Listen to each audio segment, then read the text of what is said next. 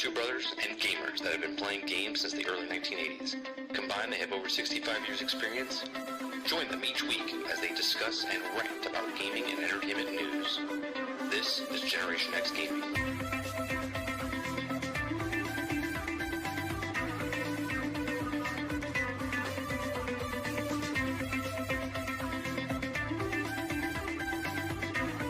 Hello, everybody, and welcome back to another week, another episode of Generation X Gaming, the weekly podcast that goes over a few of the top stories from the past week, and we rant along the way. I'm your host, 30 and Still Gaming, and joining me each and every single week is my brother, Sgt McClusky. What's going on, bro? Yeah, it's been a while.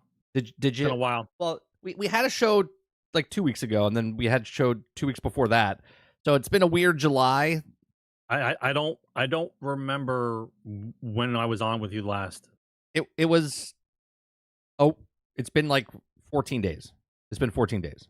Right. And then we had a show, and then it was 14 days before that. We've only had 2 shows this entire month. Right. Yeah, okay. So it's been a lot of time. Sarge went on a small little vacation. I went on a vacation. I would call it a sabbatical. Okay, sabbatical. You did the Wally World vacation. I did a vacation. Then I came back to misery because our air conditioning broke for 10 days. And then I left to go on another vacation, and then I ended up doing a cannonball run from Minneapolis, Minnesota to my front door in 27 and a half hours. So yeah, it's been a nice. I'm still a little weary. Like I have my sleep schedule hasn't been right the last couple weeks or whatever. So I'm messed up a little bit. What's going on, chat? Those of you that don't know what Generation X Gaming is, the weekly podcast that goes over a few of the top stories from the past week, and we rant along the way. We're here live Thursday nights, 8 p.m. Eastern, for about 42 to 46 episodes a year, all depending. Mileage may vary. And we're here live 8 p.m. Eastern. If you like us, hit that like button. If you don't like us, hit that like button. Hit the like button that you don't like us. It works, believe me. Hit the subscribe button, and if you'd like to go above and beyond that, become a member as little as $5. We're on iTunes, Google Play, Spotify, Anchor.fm, and anywhere else that you can actually hear with your ear holes or see with your eyeballs where podcasts are formed and listened to. So on today's show, Sarge, I'm going to talk about a little bit about my vacation, the misery that I had, because we have a story that I talked about on Monday, CrowdStrike. We're going to talk about that a little bit. So it's thematic. It goes into what the story is. Let me explain something very carefully. Make sure you talk decisive for like the first 20 minutes, because my brain honestly is still not back here. Okay. And I have so many thoughts that kind of they're just jumbled in there. No, it's like filling up your bathtub, right? And then you pull the plug and all the water rushes out, right? Yep. So for the last 2 weeks, I've had all these things swirling in my head, right? And so no place to talk about it because I disconnected. Right, I disconnected as well. Like I disconnected, like no phone and no video games for 2 weeks. Like all I did was read and hang out and do other shit outside. Like I didn't no bullshit. So like right now, everything's starting to flood back into my head, which I don't like, by the way, because I don't like going from like completely nirvana to like being punched in the head. Like you can't go from relaxation to immediately into that. But that's what's happening right now, because the more I started listening, like I didn't listen to you the first couple of days I got back, right? And I started listening to you, and all the nonsense just kept coming, and I'm like, the temperature started going up in my head, like burp, burp. I have nonsense, or the stuff that I talked about was nonsense? I'm confused there. Do I take that personally? No. I know what you're talking about. Yeah, you know what I'm talking about. All the nonsense that's happening. You're talking about all the nonsense that's happening, not the nonsense that you're talking about. Yeah, when I came back and I drove, I got back at like 10:30 at night, and then I went live the next day. I was like, what am I doing? That's why my thumbnail's like this. I'm like, I was like, I have no idea what I'm talking about. I was like, I have no idea what I'm going to talk about. On today's show, we have lots of different topics. We might get to them. We might not. But we're going to be talking about Division 2. Deletes the Diablo style thing that we talked about a month and a half ago about what they were going to do about Division. So we'll talk about that. We're going to talk about that someone played First Descendant for 200 hours and unlocked everything without paying a penny. We're going to talk about CrowdStrike, how they screwed me over and thousands and tens of thousands of people that were traveling in the last week. We're going to talk about the MetaQuest, how the VR headset is probably the best value in VR gaming right now. Lies. We're going to talk about Bethesda and Blizzard going union. We're going to talk about SAG-AFTRA. They're going on strike for the voice actors tonight, actually. We're going to talk about Stalker 2 gets delayed yet again. We're going to talk about Game Pass raising the prices. We're going to talk about, or actually not raising prices, sorry. We're going to talk about Game Pass maybe potentially adding more tiers, so we'll talk about that. We're going to talk about Ubisoft Outlaws, Star Wars Outlaws. We're going to talk about that just a bit. We're going to talk about the rumored of the new handheld device that might be coming out. We're going to talk about Capcom. We're going to talk about Lego's Fortnite. We're going to talk about Warner Brothers. We're going to talk about microtransactions. We're going to talk about No Man's Sky, and we're going to talk about Netflix. So those are all the things that we're going to talk about on today's show. Again, if you like it, I'm not going to remember all the stuff I need to talk about. It's all right. I don't remember. I just have a tab open. I go over there if I want. But first thing we're going to do is talk about what we've been playing. I gotta wait for the tab thing. What do we call it? It's a sting. A stinger. See, for me, the stinger would be the picture of the stinger from GTA. No, going by. It's called the stinger. Well, a stinger's the thing, the transition that comes in. I got it, but the stinger I'm thinking of title is the card. car from GTA. Yeah. So, in the 2 weeks, Sarge, I know you said you haven't played anything, so you could tell us about your vacation, because that's what you were playing. You're playing on your vacation. I played a little bit of games, but very little on the 2 weeks hiatus here, because most of the time I just logged in, did my daily type of stuff, and then logged out. So what have you been playing, or what have you been doing the last 2 weeks since the last time we had a show? So wait, you want me to insert what I did on vacation in place of what I played? Sure. Oh, okay. This ought to be good. Okay, so what did Sarge do for 2 weeks? Sure. What'd you do in the last 2 weeks? I'll tell about my vacation. Well, so, let's say I probably did my best record of drinking. Probably the last time I'm going to drink like this. This is why I went out with a bang. So it was until the next time you start drinking. Got it. No. It's like a personal best for being a big birthday, and I don't think I'll ever be drinking like that again. Like it was a send off. Yeah, Sarge had a birthday. Sarge had a birthday while we were gone. So it's a bottle of Casamigos, a bottle of Don Julio, 3 bottles of Tito's, a bottle of Grand Marnier. Heavy drinking. Well, it was spread out. That wasn't like the day. You literally named more stuff than I drink in an entire decade. Yeah, it was. Let's just say I was never actually completely sober. I was very relaxed the whole time. The highlight was that's hard to do. Just keep that little balance. Yeah, probably the absolute peak was after I took a 10 milligram gummy after trying to cure a hangover, and went for a massage and basically passed out on the table. So I don't know how long the massage was. I just know I paid full price for it. So I don't know whether or not I was there for the full 90 minutes or 5 minutes, 20 minutes. 10 minutes. She could have said anything. Right, she could have just did this and said, all right, you're all done. And you're like, right, you're all done. You're like, oh, man, I feel fantastic. Right, because you didn't know it was early in the morning. Like, I don't know. I'm still, I don't know. Wolverine wants to know, where did you go? I was down in the Keys. I went down to the Keys. Went to the Florida Keys. Yeah. So, visited a lot of historical places because I'm a big history guy. I like when I'm at like relaxed state and I'm just kind of cruising around. Rented a couple bikes and just driving around town. It was fucking hot, like hot. Even though like there's no. Like you'd think there'd be a breeze, but like there's only breezes between certain buildings, and according to the weather reports down there, the phone kept saying it's 87, it's beautiful. I'm like, no, bro, that dog's on fire. That homeless guy just died right there. Like, there's no way it's 87. It was like 105 with a hair dryer. Yeah, no, it's 87 on you. Yeah, it's 87, like, but it feels like 110, which means it's 110. It said that every day, and I'm like, you're a fucking liar. You're a liar, right? Just seriously, the dog was okay. I got it mixed up. The homeless guy was on fire. The dog was dead. Like, there's a dead dog in the street. Like, he's dead. Well, like now people feel bad for the dog. They didn't feel bad about the homeless guy, but they now feel. You don't care. Yeah, they feel bad you don't about. care about homeless people. You only care about the dog. Yeah, I know how this goes. Oh, poor puppy. I know how this goes. Yeah. So I think the highlight for relaxation was the hangover gummy massage, and then I will say this: people have gotten better in the Keys.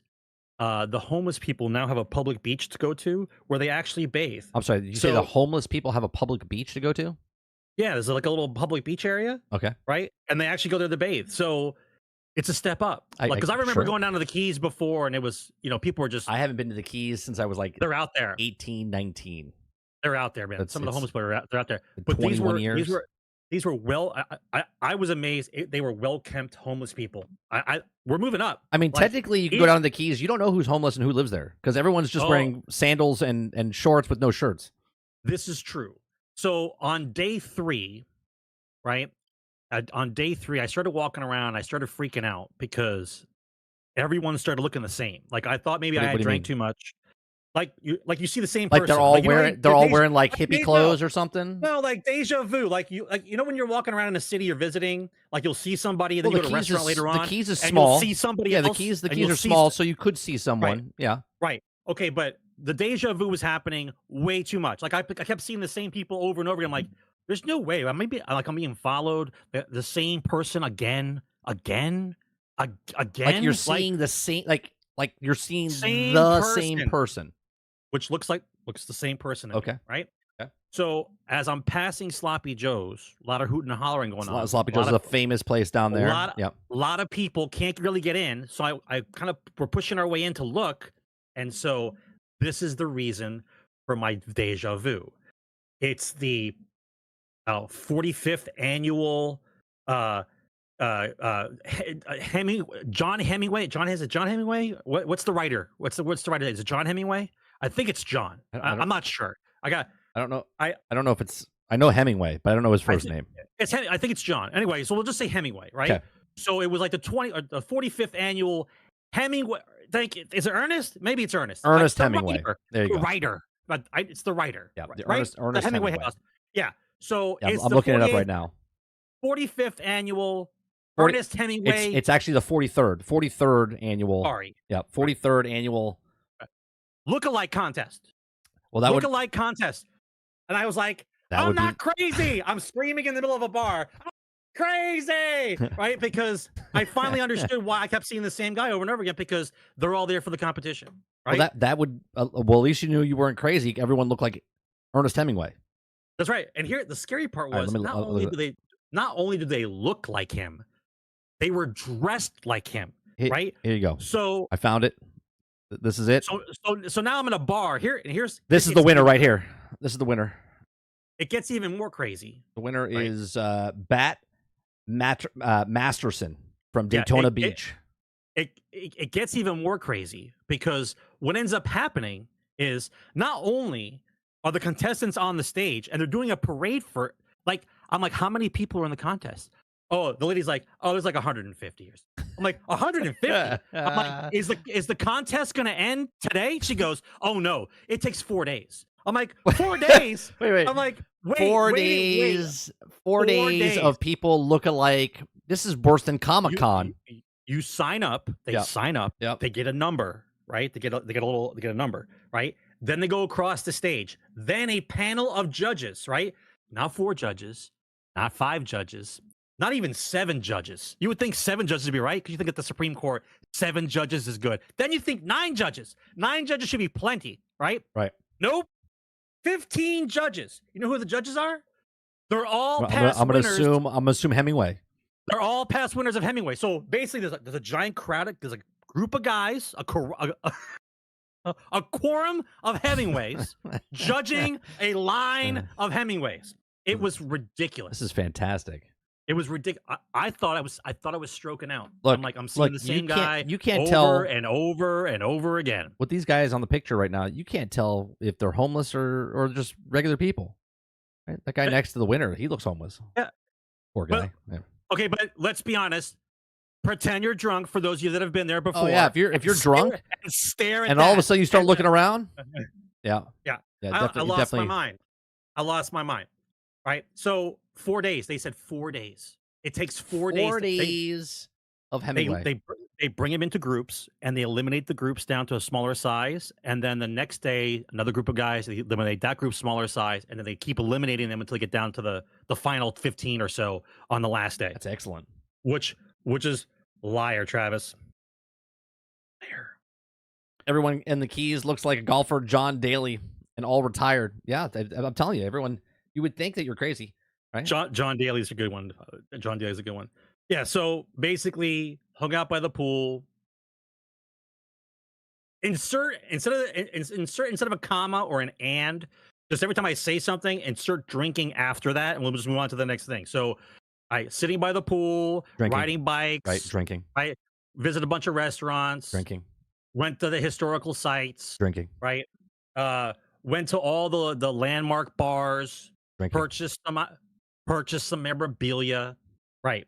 One of my favorite stories, real quick, to jump in on your Keys story here. Oh. When I was 18 years old, went to the Keys with the same with G. Went down there. Went with a group of people. We went to show up to a hotel. The hotel was booked, and we lost our hotel. So then we all had to get a smaller room, and we all had to share like in the same room. We were all supposed to have our own hotel, but it was overbooked for spring break. And then everybody had a fake ID, right? But I didn't. Right? And you know me, when I was 18 years old, I looked like I was 12 years old. Right? Yeah, but you look like you're M&M. Right. But I look like I was 12 years old, though. I look very young. M&M? Not M&Ms. No, no. M&N. No, his name is M&N. Eminem. M&N. Yeah. M&N. Right. No, it's just Eminem. And anyway. But it's an N noise, not an M noise. So it's M&N. It doesn't really matter. We're moving on. Right. So everyone walked through the front door, and they're like, I was like, I'll meet you inside there. And they're like, well, how are you going to get in? Because I didn't have a fake ID. So I looked down the middle of the building, and I saw a bunch of people coming out of the building that worked in the kitchen to grab more beer. And they picked up the cases of beer, and they went back inside. So you did a Chevy Chase. So I just walked down the aisle, confident as hell, picked up the case of beer, walked into the kitchen, and I was like, where do you eat? And they're like, just put it over there. I was like, good. And I just walked right in, and that was it. And had a blast. Plastered. Funny story to add to your amendum. If you're ever trying to get in somewhere, just carry a ladder with you. You can get into anywhere. A ladder? Yeah, if you carry a ladder with you, you can get into any building you want. It works. Well, if you're trying to get into it, but you carry a ladder, someone always you're working on something. They just let you in. That's how it always works. You have to have a cap on or something. You can put a hat on if you want. If you want to I guess they would let you in because they were like, who's walking around with a ladder? You can't wear like a suit and carry a ladder. Just questions. But if you got jeans and a T-shirt on, you're carrying a ladder. You're in. I'm telling you. What about if I wear a shirt that says "Don't ask me any questions" as I'm carrying a ladder? Right? It's not M&M, Salty. It's not M&M. It's M&M. It's M-N-I-E-M. M&M. Stop it. I went on a trip one trip. I went to the Hampshires and stuff like that, but that wasn't the trip I went on this time. I went to South Dakota, right? So I went to South Dakota. South Dakota have Mount Rushmore, or is it North Dakota? No, it's South Dakota has Mount Rushmore, and it has a thing called Crazy Horse. Crazy Horse is the Indian that fought Custer in the Last Stand and whatnot. So they were building a mountain of this, and we went there. History major. Gotcha. Yeah, go ahead. We went there and saw the Crazy Horse thing. Let me bring up a picture of Crazy Horse so people that didn't see the show on Monday, you'll know what I'm talking about. What reference, Brain? Did I make a reference? I'm confused now. Okay, so Crazy Horse is this giant. It's a mountain that they're converting into a bomb shelter. No, they're converting it into a. Why won't this open? Okay, I'll just show that. So you can't even go up there like they're in this picture anymore because it's an active work site right now. But they've carved the head and they've carved part of the arm and part of the hand in this, and he's going to be riding a horse. Okay, so let me show you what it's going to look like. It's going to look like this. Okay, it's going to look like. This looks pretty badass. Okay, it's going to look like this when it's done. Okay, now you can see it in the background, right? Holy shit, that's going to look amazing. Right, so they've been working on this. Now, how many years do you think they've been working on this for, Sarge? I don't know. Present day work ethic's not good. Plus all the permit stuff. When do you think it started? I don't know, 10 years ago? Started in 1948. 1940 That's a lot of red tape. 1948, no red tape. 1948, it's privately funded. They refused. Oh, that's why. They denied all of the funding that the government wanted to do to get it done. They want to do it privately funded, so they've taken their sweet time. So we were there. This is like our day one when we were there, right? And I was like, okay, this is really cool. I was like, so then I asked a question. I was like, well, how long did Mount Rushmore take, right? Like that had to take longer than this. Nope. 14 years. Mount Rushmore took 14 years to make the four heads in the side of the mountain. Okay. And Mount Rushmore was going to use just chisels. They were just going to chisel it. Okay. There's 3 different types of stone inside the mountain. Okay. And when they started doing it 3 weeks in, they went, this is going to take forever. So they said they weren't going to use any explosives. They're just going to chisel everything. Okay. But 3 weeks in, they said, nope, 90% was done with explosives. And then when you go to Mount Rushmore, you see the mountain of rubble when they blew it off the mountain, that it fell down to the bottom. They just left it there. So it's really cool. Let me see if I can show you that. Typical New Yorker attitude. You just leave the trash on the floor. Yeah. Right. And it's really cool. So when you see here, let me see. I'll do this picture. Yeah, you'll see the rubble at the bottom of this, right? And this is just from the web, not my pictures, right? So you'll see the rubble at the bottom. It's really impressive when you're there looking at it and stuff like that. So I had a whole bunch of questions, right? Because they were supposed to make the full bodies of each of the presidents. Okay? Yeah, but then they realized how long that would actually take. No, that's not why. They stopped because if you see this gray rock down here, this is mica, and you can literally go up to it with your hand and just go and just break it off, right? So they had to stop because they started finding mica underneath the main rock. Too unstable. Too unstable. So there's actually cracks inside the faces and stuff now. One's like 1 foot wide, I think, in Lincoln's face on the backside. And they were starting to fill them in with like, I don't know what they used, but they were trying to fill it in. If they use the stuff that the Italians used to use back in Rome, there's a plascrete type of thing. That's what they were using. And what happens is, as it starts to dissolve, it kind of rehardens itself and it self seals. Well, so if they patch it with that, it'll last longer. No. So what was happening? That's why the Colosseum is still there. No, I know that, but the Colosseum's not a living, breathing thing. This is a mountain. So what happens is they use that stuff to fill in same kind of stone, same kind of cement. Yeah, I understand that, but the stone is already ripped out of the mountain, so the Colosseum doesn't breathe. The mountain breathes. So they have these openings, and they were putting that stuff in it, and then they realized that it was actually damaging more because once a year the mountain breathes, okay, and it lets out this like whatever, and it cracks it more. So if they put it in sorry, are you saying Mount Rushmore crop dusts itself? Like what are you talking about? Breathes. It breathes. Yeah, they said it breathes. I don't know. Look, I'm telling you. The land moves. I get no, not moves. Breathes? The mountain breathes. Yes, that's what they said. The mountain breathes. Yeah, that's why I said, oh, is it like tectonic plates moving? They're like, no. The mountain actually breathes. And what happens is if they closed up the gaps, then it would damage it more and then it would crumble. So they stopped fixing it and they just leave it the way it is. Okay. But so eventually it's going to start to fall apart. Yeah, it will fall apart. And they said they can't fix it after that. So they will never add a 5th head. They'll never finish the bodies. And then the artist who was doing it, the sculptor who did it, he died in 1941.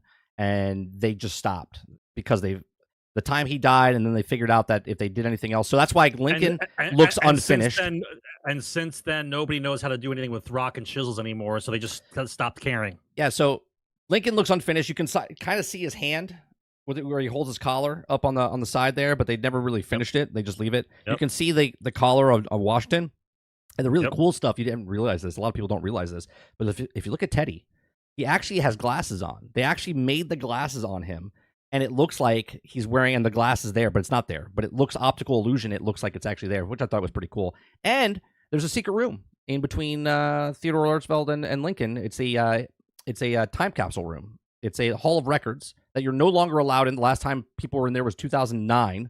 And then Greenpeace ruined it for everybody because they scaled the mountain and they put a banner over Lincoln's face. And ever since then, no one's ever allowed up on the mountain again. So, cool Thanks, facts. Hippies. Yeah. Thanks, hippies. So that's why we can't have nice things. But yeah, that was the beginning of my trip, and I had a blast. And then on the way back, I had a 13-hour layover in Denver to get to South Dakota because of our air conditioning was broke and we didn't have a pilot. And then on the way home, On Friday, we were leaving Saturday. We're going to go to our first story, right? So let's go to our first story.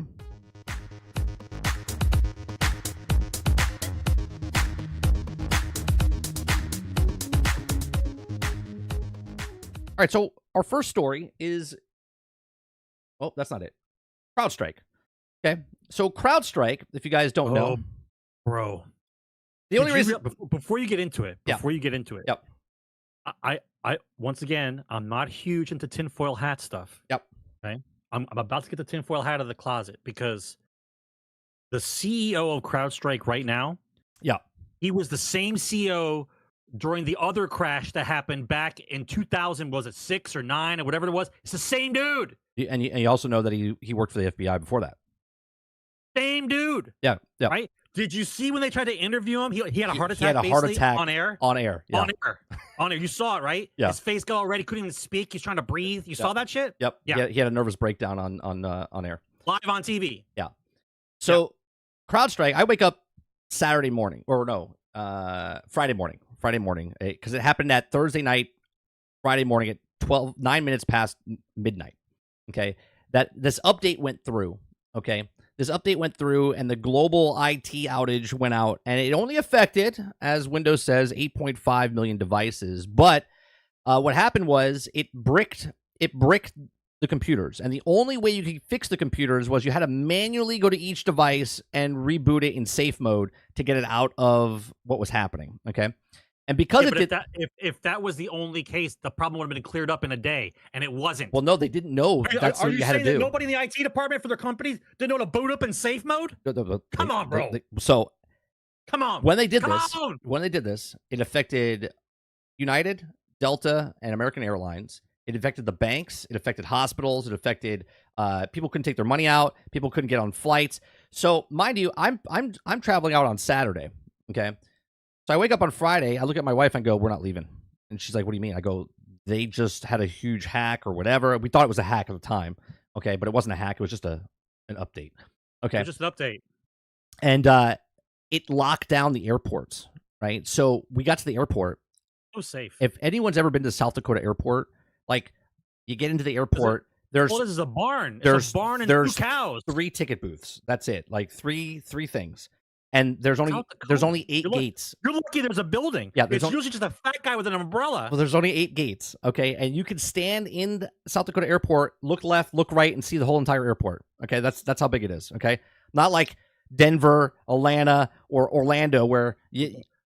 Don't get me started about the Denver airport. Right. That's all. It's Satan. It's a bunch of Satanistic people ran the Denver airport. So as we're there, okay, the person that booked our tickets, like to give us our passes, was the same person that put the luggage on the plane, which is the same person that opened the door to let us onto the plane. Okay, but the plane was supposed to leave at like 11 o'clock, 11:07, and it's like 11:07, and all of a sudden it says departed.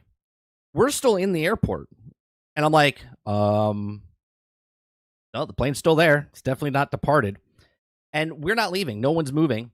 And then all of a sudden, the flight attendant comes out, or the ticket person goes, "We have a situation." And I'm like, who? No one talks that way. You don't lead with, "We have a situation." You're like, "All right, folks, line up in a single file line from group 1 to 2. You know what I mean? Like, whatever. Nope. We have a situation. So everyone's like, what the fuck's going on? Right? So everyone's kind of freaking out. And then she says, just everyone line up. Like, she didn't give a shit. She's like, everyone line up. Yeah, everyone line up. It doesn't matter what group you were in. We're not on Southwest now. We actually had seats. By the way, funny fact. Southwest hasn't updated their thing in 14 years. No, 1992. Is from a system from 1992. 24 years. 24 years. Their shit works fine. Their shit works fine. You can get on the plane, get off the plane. Pilots show up. They go to work.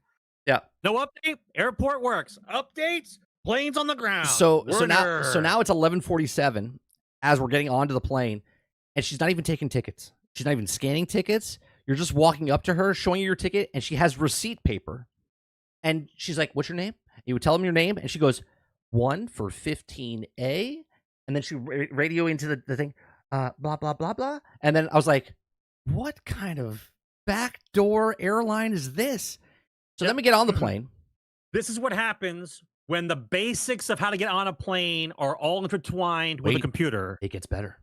Yeah, okay? I'm sure. We're on the plane. I'm sure. We don't have a pilot. Okay. Oh, well, because South Dakota. Maybe he has that lunch. No, we had to wait for another plane to fly in so he could get off that plane and then get on this plane. Oh, so he's just sharing planes. So they're asking for volunteers to fly the plane? Volunteer pilots. Okay. No, not like pedestrians that are volunteer.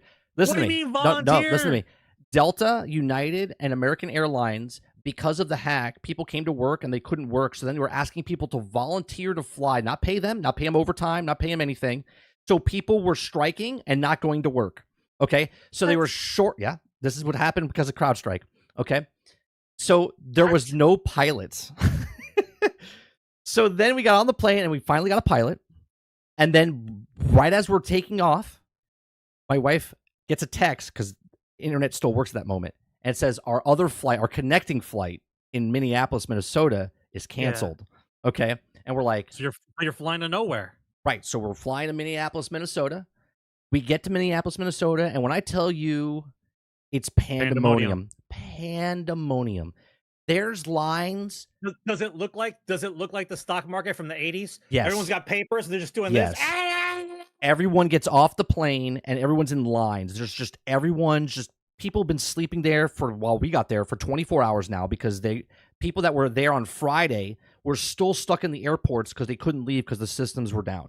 No hotels. They couldn't book hotels. There's no rent-a-cars. Computers are shut down. No one's moving anywhere. And luggage is everywhere. You go down to the baggage claim, the floor is just covered in luggage, okay? And then you have to wait in a line to get our... So we don't know where our luggage is. Okay? Our luggage was on the plane. So wait, you no luggage? We don't know where our luggage was because our luggage, when we got off that plane in Minneapolis... Okay, it went to our flight, but our flight was canceled. So when they scanned it, they didn't know where it was because the computer systems are down. So nobody knows where their luggage is. So they started throwing luggage onto any plane that was going to that location, wherever it was going. Okay? What? Yeah, so any flight that's not how that works, Hold on a second. You know luggage things used to work before computers, right? Hold on a second. There's an address on the bag. So, no, they put it on the plane that, like, if it's going to Orlando, they just throw it on a plane that's going to Orlando, right? It's not going on a specific plane. It's going on whatever plane's going there, so you don't know where your luggage is, okay? So we get to Minneapolis. That's not how that works. Yeah, I know. When we get to Minneapolis, they go, you have to wait in this line. And we get to the line, it's a 3 to 5 hour wait to wait in the line, okay?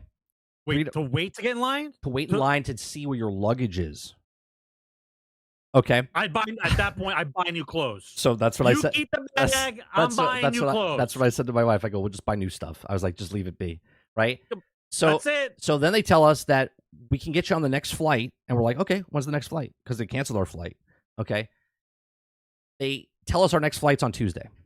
It's Saturday. Okay. What? Yeah.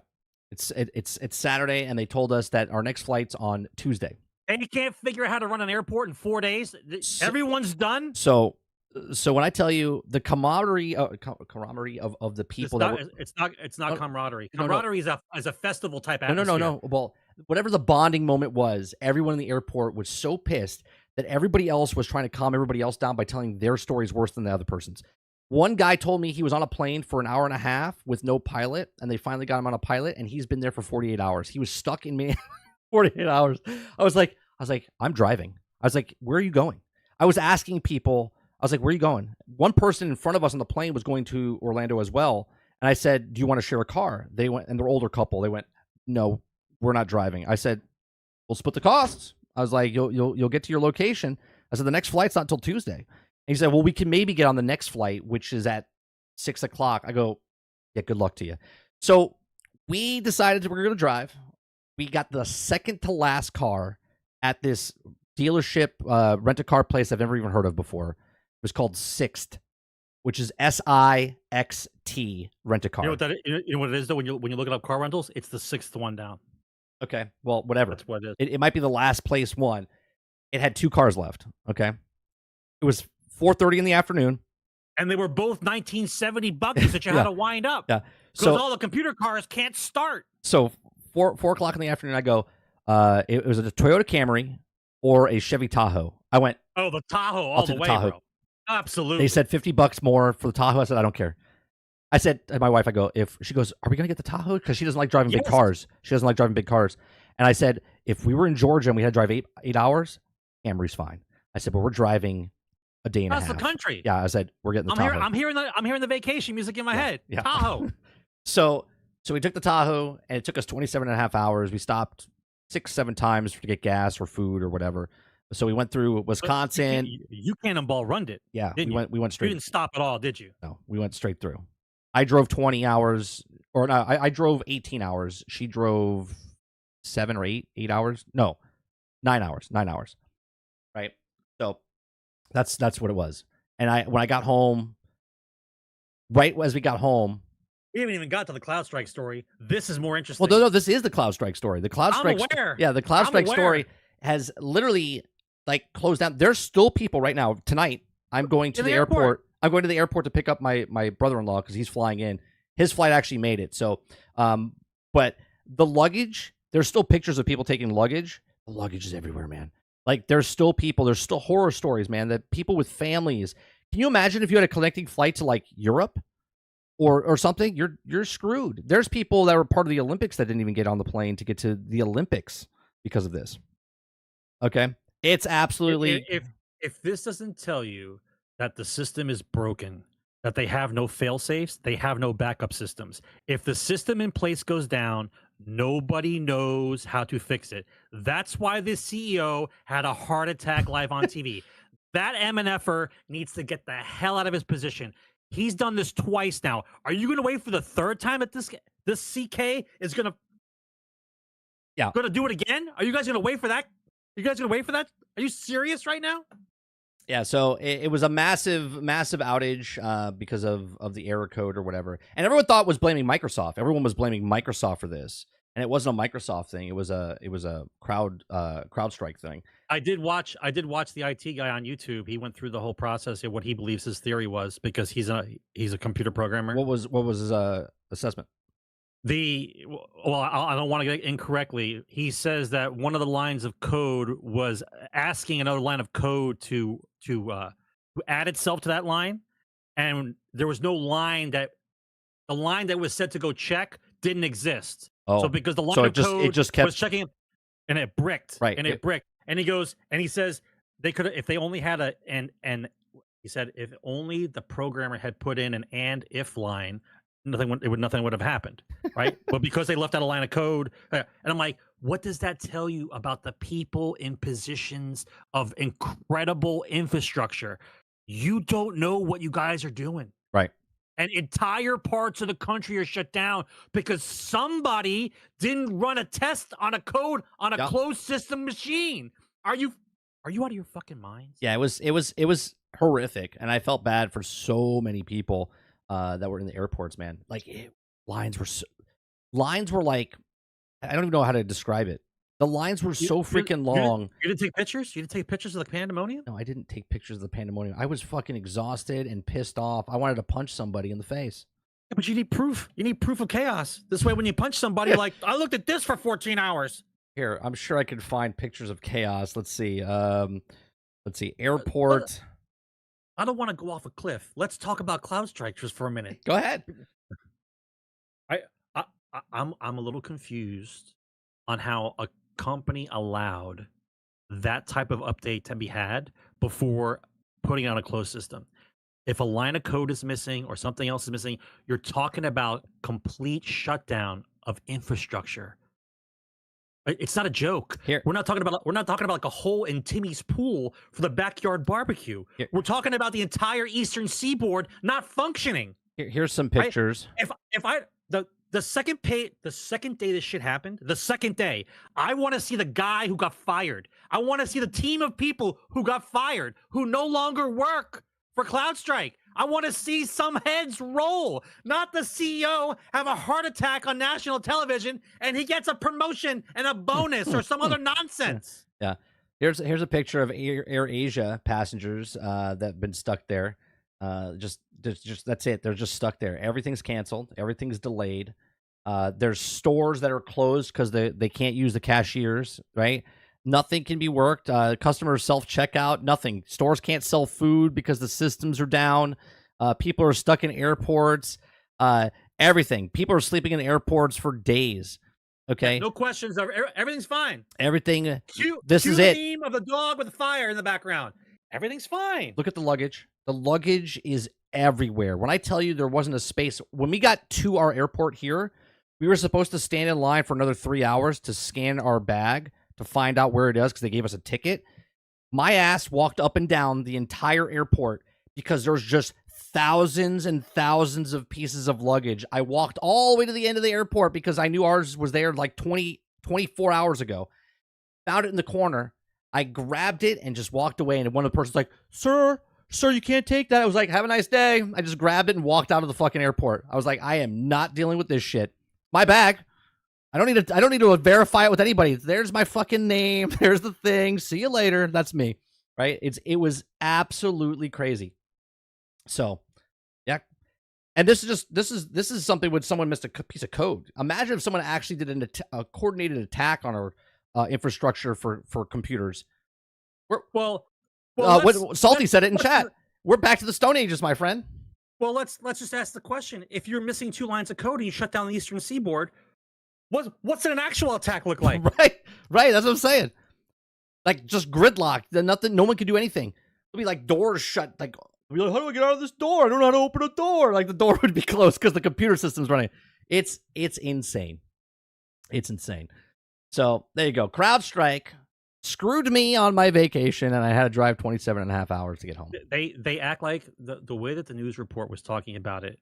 They almost act serious, and then they scale it back like it's not really a big deal. It was like, oh, it wasn't an attack, so don't worry about it. Things will get back to normal. Yeah. And like, you guys don't understand what the fuck just happened. Like, the fucking country stopped working because you guys put the wrong code in. What are we talking about?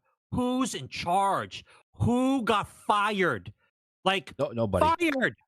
Fired. Are you kidding me, bro? Everybody fails upwards. Everybody. Of course. Giant hack back in 2006 or 09. That cocksucker got awarded another CEO position, and now another. He did such a good job during that crisis. That's why he got a promotion. Yeah. It's crazy. So if anyone's still out there being affected, or if you're traveling, just plan ahead. You might have to drive. All right, next story I want to talk about is MetaQuest. MetaQuest 3. Can I get this on the screen? Yeah, there you go. MetaQuest new plan makes the MetaQuest 3 the best value in VR, and it's not even close, right? So we have PlayStation struggling to sell their VR headset, and so much so they stopped making them, and they just made an app for Steam so you can actually play your PC games through the PlayStation. But MetaQuest, is spending hundreds of dollars on the VR headset too big proposition. Meta now has its perfect plan for you. Okay, it's no secret that that the fan of the Quest 3 have written about the potential of big screen of Xbox cloud gaming is the ability to wow people with family fun. Okay, in preparation of a subscription. Okay, it says it's probably the biggest thing in Quest 3 is going to be acceptable is the way that, you can compare the $3,500 Apple Vision Pro and how you can get a $500 Quest 3 for, monthly payments. So for the first time, Meta is selling the Quest 3 headset for subscription base, for $24.99 a month. Customers can enter the interest-free payment plan to buy it for $500 Quest 3 headset. On top of that, it's also throwing in a 2-year subscription of MetaQuest Plus, which is its own game service that offers hundreds of games that you can play instantly. Okay, it says a $24.99 price tag. A payment plan served by a firm will get you a 128 gigabyte Quest 3, but it's also you're itching for a 512 gigabyte model. You could potentially spring for $34.99 a month subscription instead. Meta says that the whole subscription could actually equate to people saving up to $200 compared to the price of buying it individually.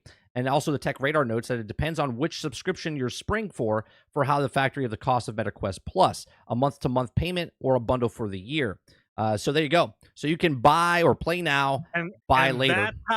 That's how we get VR in your house. Yeah. A subscription model. It's a good deal. It really is. And I said this in the past. I said if they can get that price point down, they're keeping the price point at $500, but they're doing a monthly payment thing of $24.99. 8 payments. Yeah. 8 payments. That's it. There you go. So that seems like a good deal, right? Obviously, I don't think it's going to fly off the shelves. I mean, they're doing really good though. I told you. I think the MetaQuest 3 has sold 8 million or 10 million or something like that. That's how you get them into people's houses. Yeah. It becomes a subscription service. We talked about this in the past a while back.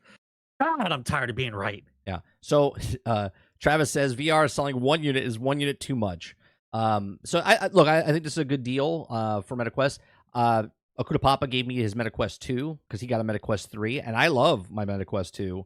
And now that they're saying this is $24.99 a month, that's a pretty good deal. 2 years of the MetaQuest Plus. There's a lot of games on there. A lot of games. It's not a great deal like value as far as Game Pass, but you can get Game Pass if you have Game Pass, another subscription model with your subscription headset, and you can play Game Pass and cloud gaming and stuff on your headset. So it's actually pretty damn good. How dare you make sense, Krebsy? Nobody understands the saving, how saving says works. Or the customers could put $20 aside themselves and just buy it for $500 when they have enough instead of renting it. Sure. Krebsy, you guys had the conversation. I think it was today or yesterday. Everything's running together for me. I apologize, but you guys were talking about insurance for a brief moment, and everyone's talking about how insurance rates are crazy, right? And I'm like, why do you need insurance if you're paying an insurance premium every month or every 3 months? Why don't you just take that money yourself, put it in an interest-bearing account, right? And then when something happens to your car, you have the money to fix it, right? Because in your mind, you're thinking, well, I'll never have enough money to fix the car. That's why I have insurance. But how much damage do you think you're going to do your car? And by the way, how long before you think you're going to have the accident, right? Well, that makes, you know what I mean? Because people look at it that way, right? The way they get you though with insurance is that, let's say you don't own the car and you lease the car, I understand you have to get insurance. It's more expensive. Well, no, it's even more expensive if you don't have insurance. So if you get in a car wreck, it might cost you $5,000, but if you have insurance, it might cost you $1,000. So you would have to save up 4 times more than you would if you just had insurance. That's where they get you. Yeah, if you're wrecking a new car, you're wrecking a new car anyway. I'm just letting you know how it works. That's why you. What I'm talking about is after the new car phase. After the new car phase is over. Right? You have a lease car, you're getting ready to turn the lease in, and then you say to yourself, I don't want to turn the lease in. I just want to keep the car. You don't have to have max insurance through the dealership anymore. No. You could just get it yourself. However, if you just put the $250, whatever it is, away yourself in an interest-bearing account, if you're according to the charts, if your average of getting into an accident is once every 7 years, and you haven't had an accident yet, I guess you're due. They make you have insurance. They make you have insurance. I'm aware how make you have insurance works. But we all understand that not necessary if you know how to put money away. I understand that, but this is why they do what they do, because they know if you could go around it. You could do what you're saying. It would make sense and people would do it. But because they mandatory make you have insurance, you have to have insurance. Otherwise, you're screwed. Yeah. Yeah, well, because they have to invest your money, bro. They have stuff to do. Well, they need that money. They take your money and they invest into other things. That's what they do. Money. Yeah, I know how this fucking works, man. Yeah, that's why they mandatory. They're like, you have to pay us this much money because we're taking that money and using it on something else. Car insurance is basically like the old version of how Game Pass is treating you now, right? Yes. Right? Yeah. They telling you have to get Game Pass because I'm sorry, we don't sell games anymore. So if you want to play games, you have to get Game Pass to play games. That's just how it goes, right? Have to get it. You're gonna have to get it eventually. Like, okay, so I have to get insurance now. Yeah, everyone keeps using the same terms over the time, but you have to get it. It's mandatory. Well, let's explain to me why. Why do I have to get insurance?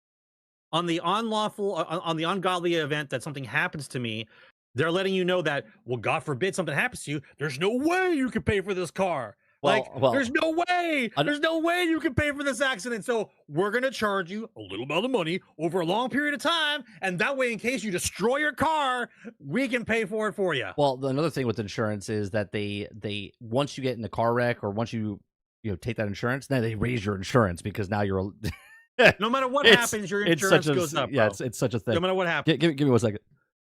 No matter what happens, the insurance goes up. It just seems funny to me the way people talk about things. Like they tell you it's mandatory. Like, we have to get it. You have to. All right. Well, what's the penalty? Like, because I know for a fact that all the people that have ever hit me, because I've hit nobody in my entire life.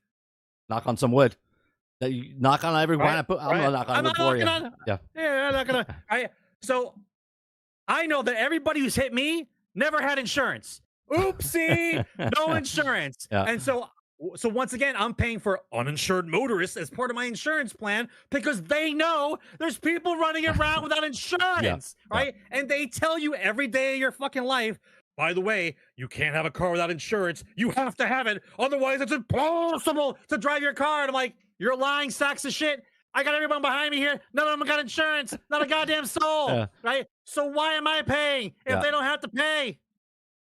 Well, that's Next just story, what it is. bro. Yeah. Next story. Well, next story. Since you're Next nice and riled up, Sarge, let's go with the next story. The next story I want to talk about. Let me see if I can get this on the screen. All right, the next story I want to talk about is the Division 2 deletes Diablo 4 seasonal character idea after players revolt. Now, about a month and a half ago, Sarge, you were screaming so loud and so pissed off about Division 2. Your face was red. I said, breathe, Sarge, breathe. Here it is, like a month and a half later. They have gone back and said, we've heard your complaints. And no, they heard me by myself. one guy listened to the podcast. He goes, this guy's gonna have a heart attack. We almost gave this guy a heart attack. Right. So a month ago, Ubisoft announced the future seasons of Division 2, in which the seasonal character model, meaning that to start fresh, level up, gear up, and participate in the season-specific activities. In the history of the Division 1 and 2, there has never, ever been anything like this, and it did not sound great, but now it's being walked back. Okay. So Ubisoft absorbed the immediate pushback and tried to write a long FAQ addressing concerns and included the explanations like, the main idea behind the Season 2 2.0 is to break away from the current representative seasons model by transforming the entire experience with your main character, and we need to consider various progressions in power level, making it very impossible to create a well-balanced experience. This is enjoyable for all. Starting all players at level 1 ensures that we are also clear understanding of where they are in the progression journey, and then face the specific challenges. To put this in simply, in order to crafting challenges with precision, we need a fresh start.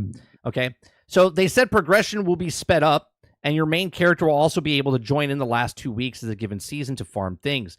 Now, you do not have a complete the entire campaign again. And my favorite question that they said pose themselves, as Paul Tassi says, is a freaking questions. Says, what is the point of keeping your main character if you can't use it for 90% of the future content coming to the game? And the answer to that was both types of characters will have meaningful roles, and the main characters will give ultimate priority. Okay. So, but after a month, no one was biting, and now the idea has been scrapped altogether. And they did an apology game delay style next to image. Right. So here's the image of what they said on Twitter. Let me bring it up so I can read their thing. We've heard you. It says, we hear you, and we want to ensure that you're carefully considered your feedback and after the announcement on Season 2.0. After a thought of the examination and discussion with the team, we have decided to reevaluate Season 2.0 with a particular attention to seasonal characters with the goal of progressing without them. The change will not impact the previously announced Year 6 plans, but it will also require us to assess the changes necessary to the new seasonal experience, which will also be integrated into Year 6 Season 2 this fall. Once we have all ironed out finer details, we also return with more information. So, Sarge, they've changed it, but they had it. They built it. Hold on a second. They built it on. The entire thing that they built was built on that premise. Yes, it was built on that premise. How long is it going to take you to change everything to fit back to the old premises? Right, and also still do meaningful progression, so it's a level playing field for everybody. So because they're doing this, what does that mean? Like, what does it mean for Division 2? Now, because they're not taking away your main character, Sarge, are you more inclined to go back like you were before and play Division 2? Or are you kind of standoffish going, well, I got to see what they're fucking going to do with this now?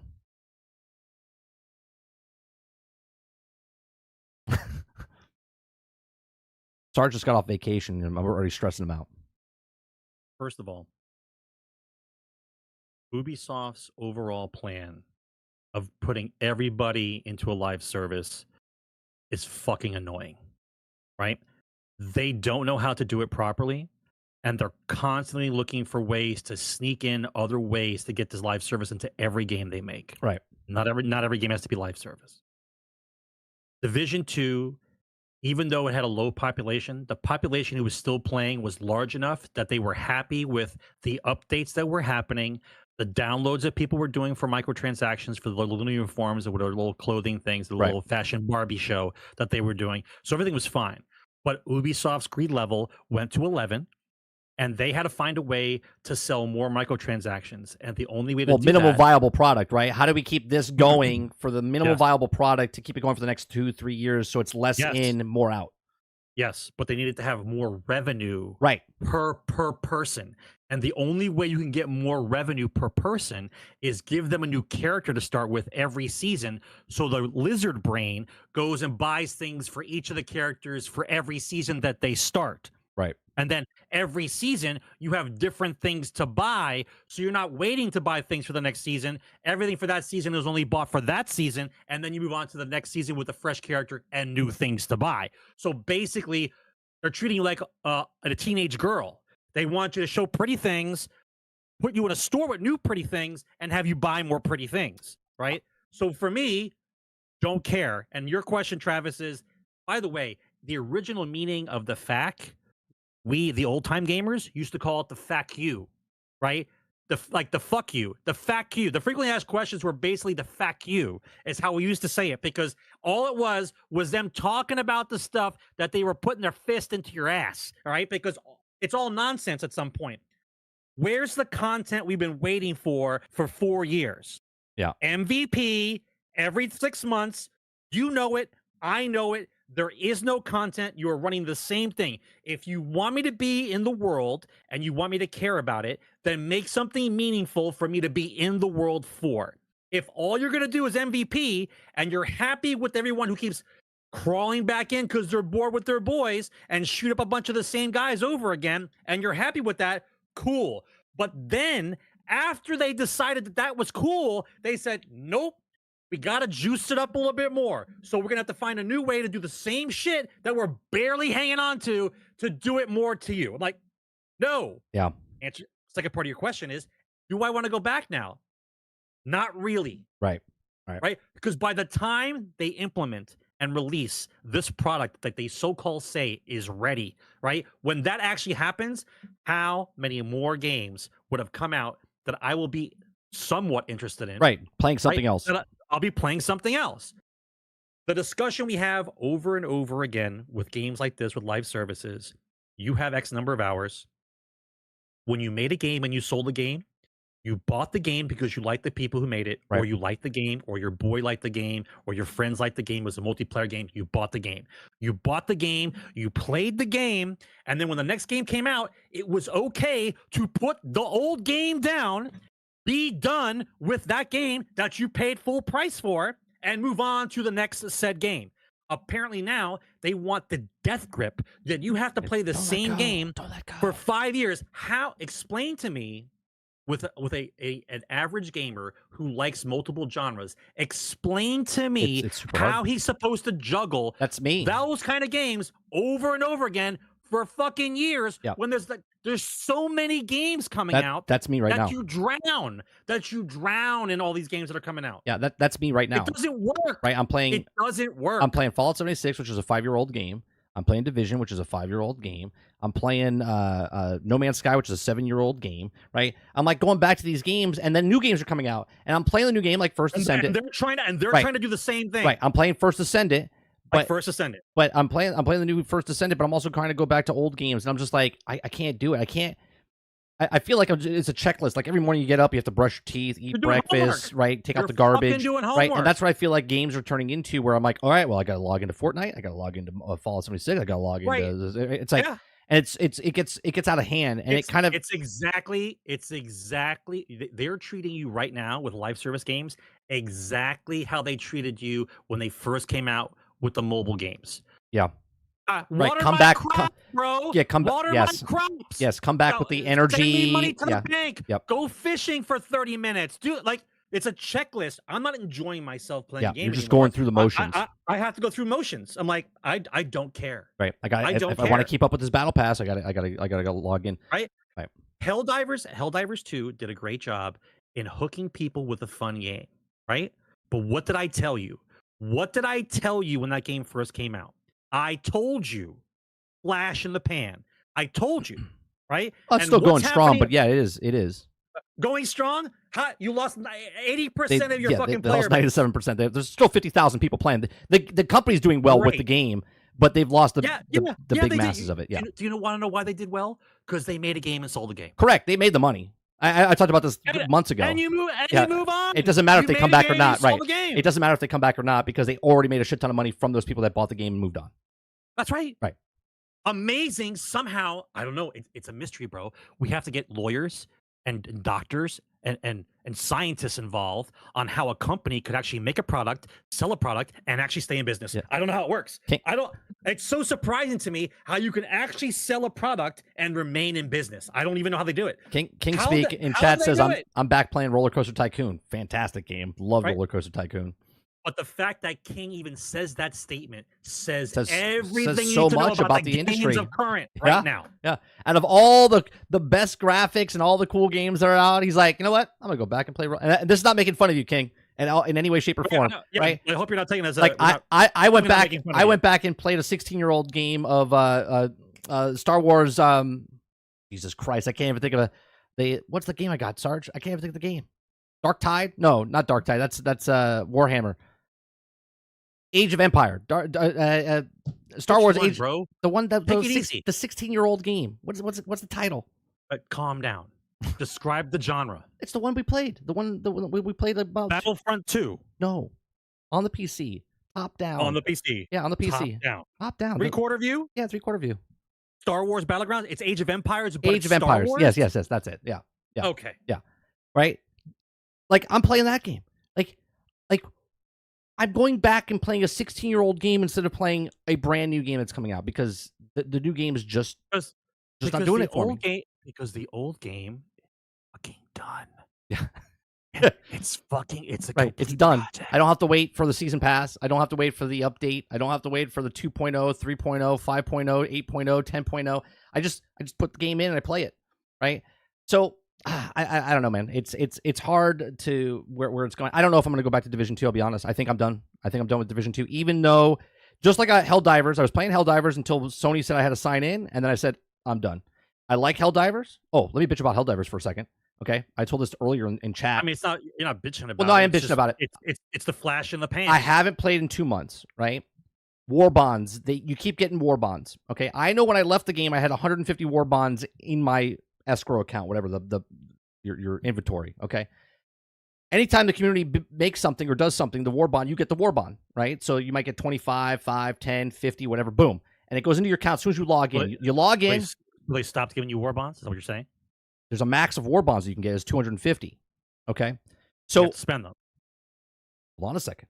Okay. So I knew I had 150, but then as soon as I logged into the game, you walk in, first thing that happens, boom, war bond. And you're like, okay, cool. And you click it, and then it puts the 5 in, and you go, boom, next war bond. Because I've been gone for like weeks and weeks and weeks, right?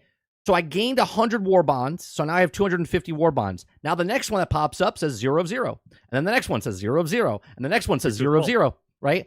I couldn't collect them, but I couldn't get out of it. So I had to just go through this and lose the war bonds. And lose all the war bonds. So I said today, I was like, that's so stupid. I was like, they should give me the option to go, hey, you have to spend these. And you have 24 hours before we delete these again. Something. I was like, this is so stupid. I understand that I didn't earn the things, right? But log in every day, bro. No, but the game, log in every day. Right? But the game itself gives it to the community, saying, "Hey, you're all working together. Even if you're not playing, you're still getting the war bonds." But I'm being punished that I'm not getting the war bonds because the war bonds were full, right? Arbitrary number. You only can hold 250 war bonds, bro. You can't hold any more. Why? I mean, why? Why? Right. Why is there a limit? Why? Right? And even if there is a limit, why are you treating me like my credit card company? Right. What do you mean I didn't activate my 5% cash back? Why don't you guys just activate that automatically for me? Why do I have to look at the ad for 5% cash back? Right. I'm part of your fucking company. Just turn this shit on and let it go. So I just shit. Yeah, I just want the war shit. Just let me have an option when it comes in and says, "Hey, you got all these war bonds coming in. Spend the ones you have before we give you these." And you're like, "All right, sounds good to me." Right? Nope, don't give you that option. It's just bombard you with war bonds, and then you lose 4 times of it. All right, I could have filled it up 3 times. I could have had 750 war bonds. Why do you want people to log on, get excited about playing a game? They get a bunch of war bonds. They can buy some stuff and keep playing the game. Why get them excited? Put them under your thumb. Tell them as a climate. Tell them you have to get on the line. You're not getting on. You don't get shit. This is what happened to me. It's part of the community. You don't get shit. I logged into Helldivers. I was like, oh, I'm gonna play some Helldivers. logged in, that happened, and I went, I'm not playing Helldivers. And I logged out. I said, what's the point? If I don't log in to collect my war bonds in time because the community is too efficient, they're giving me too many war bonds, and then I don't get the war bonds because of your system, the way it works. And I went, I'm good, right? I had my money's worth, got 72 hours in the game or whatever it is.